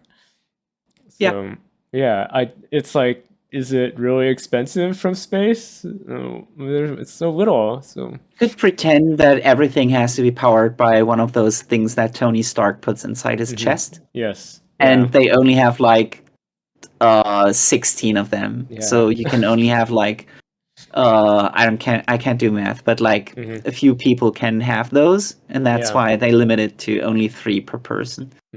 But you don't see where the energy comes from to make these. So it really makes no difference if somebody has 3 or 2 or just 1 or maybe 16. Yeah, exactly.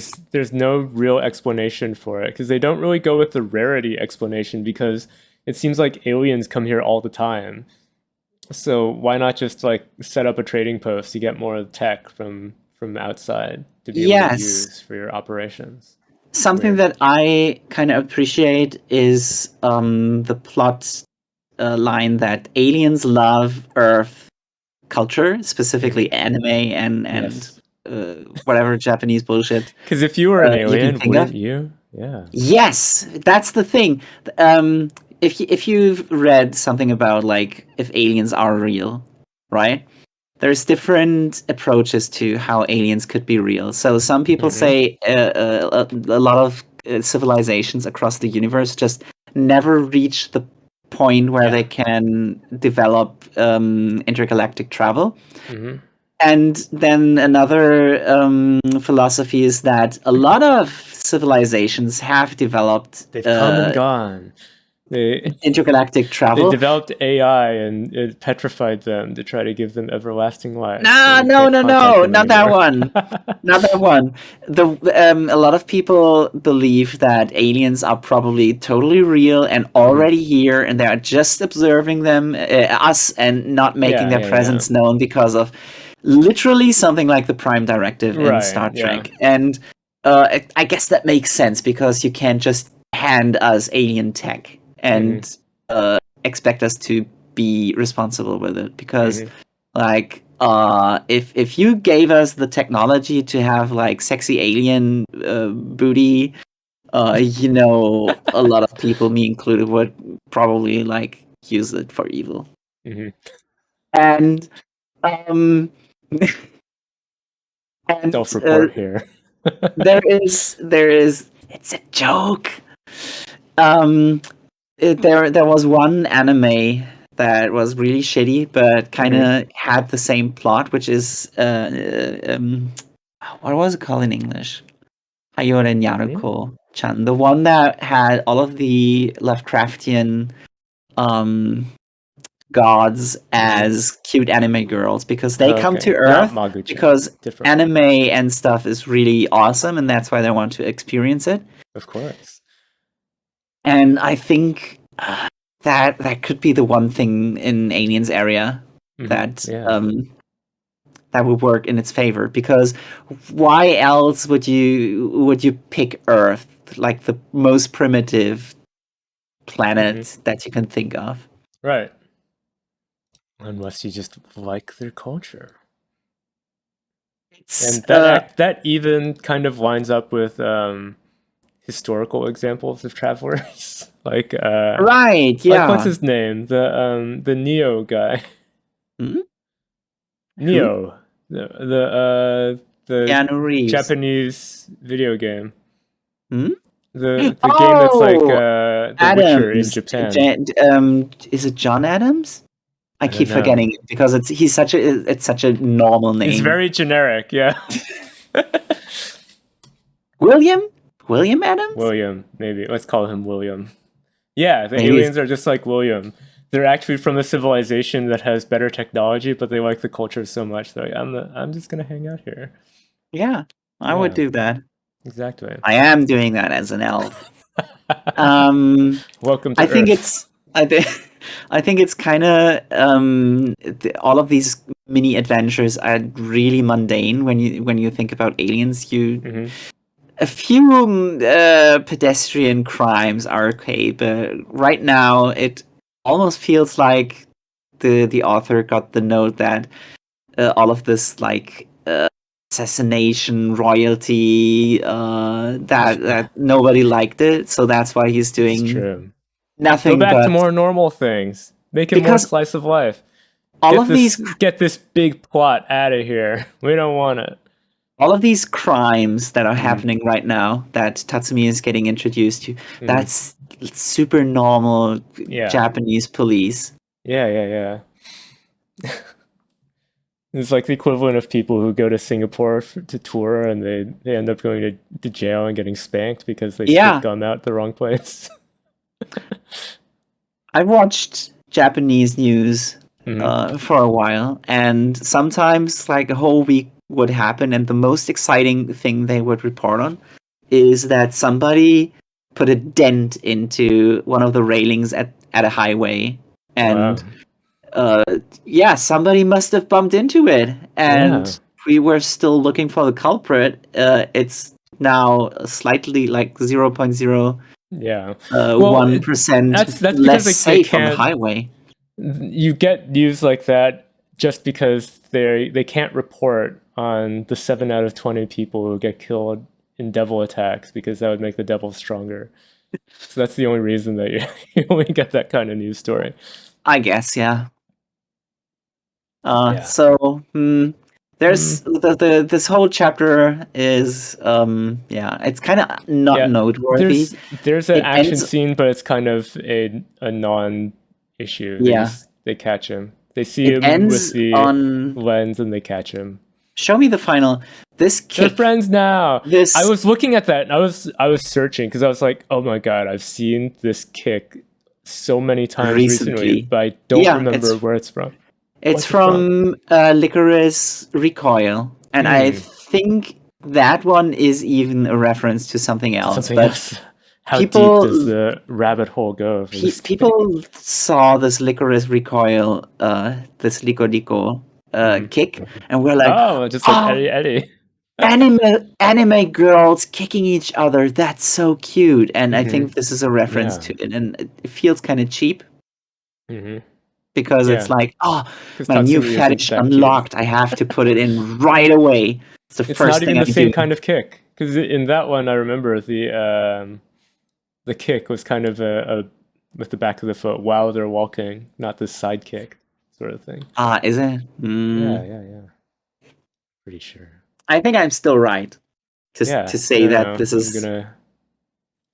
Yeah, I mean, I'm sure that it's from that, but it's a slightly different kind of kick. It's a you had to change it kick. So it's not so obvious that he's doing that. Yeah.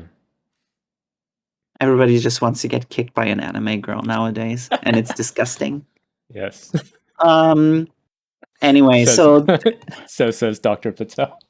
This chapter was like fine. I'm putting it above a lot of other things that I just called okay this time. This is one of those chapters it's kind of funny because I'm looking at it and because it's aliens area, I'm like, meh. But also because it's aliens area, I'm like, this series should have had more of this. It's what it should have just been this sort of stuff. Then I would have liked the series more. Yeah. Exactly. That's all. I gave it 65 points. That puts it above. That puts it above Super Smartphone, Elusive Samurai, Macadamia. So many are so low. It's my fifth favorite chapter of this issue, which says a lot about the other series. It's number 5. Yeah. My ranking this week is Witch Watch on number 1, Roboco, of course, Akane Witch Watch and Roboco and Akane Banashi are the best. Then One Piece. This issue. Yeah. And Aliens Area. So, the high mark for Aliens Area. The big reveal, author's comments. Author's comments. Give me the author's comments. Let's look at these. Which comment do you want to look at? I have 3 that I want to talk about. The first one is from Kohei Horikoshi, the author of Macadamia. He wants to be able to draw like Tabe Girl. What's Tabe Girl? I had to look it up. That's a thing. And it's a sexy anime girl eating stuff. And he's like, oh, I want to draw sexy girls eating stuff. I bought the art book. That's going to be his next series. He should be free to do that. But the thing is, he's like, I bought the art book and I want to be able to draw like that. But he already can. Yeah, he's already one of the best artists in this magazine. I don't know why he's so humble. Yeah, I'd be more believing of, I don't know, a lot of other people saying, oh, I wish I could draw like that. But like, yeah, maybe I wish you could draw like that too. Maybe it's less of I wish I could draw like that as a good, not quality-wise. Maybe he's asking, I wish I could draw sexy anime babes nonstop. Yeah. He's saying, I wish I could be free to draw more lewdly. I've drawn Bakugo so much. Let me do this one thing. Yeah. Well, the second thing I wanted to mention is that Hiroki Tomisawa from Super Smartphone thinks that Jurassic World in 3D is really sugoi. Oh my god, really? And that kind of made me think maybe we didn't pay attention, and maybe every time in his author comments he was talking about something being sugoi, and we just didn't notice it. Just like a smartphone. Yeah. And now, finally, the best thing about this whole author comment page is that look what Earthchild's Hideo Shinkai is talking about. The Mandalorian is so good, I can't work. Obi-Wan is so good, I can't do anything. Oh my gosh, those shows were so bad. Both The Mandalorian and Obi-Wan had like such good premises to begin with. And then the writers just completely wasted them.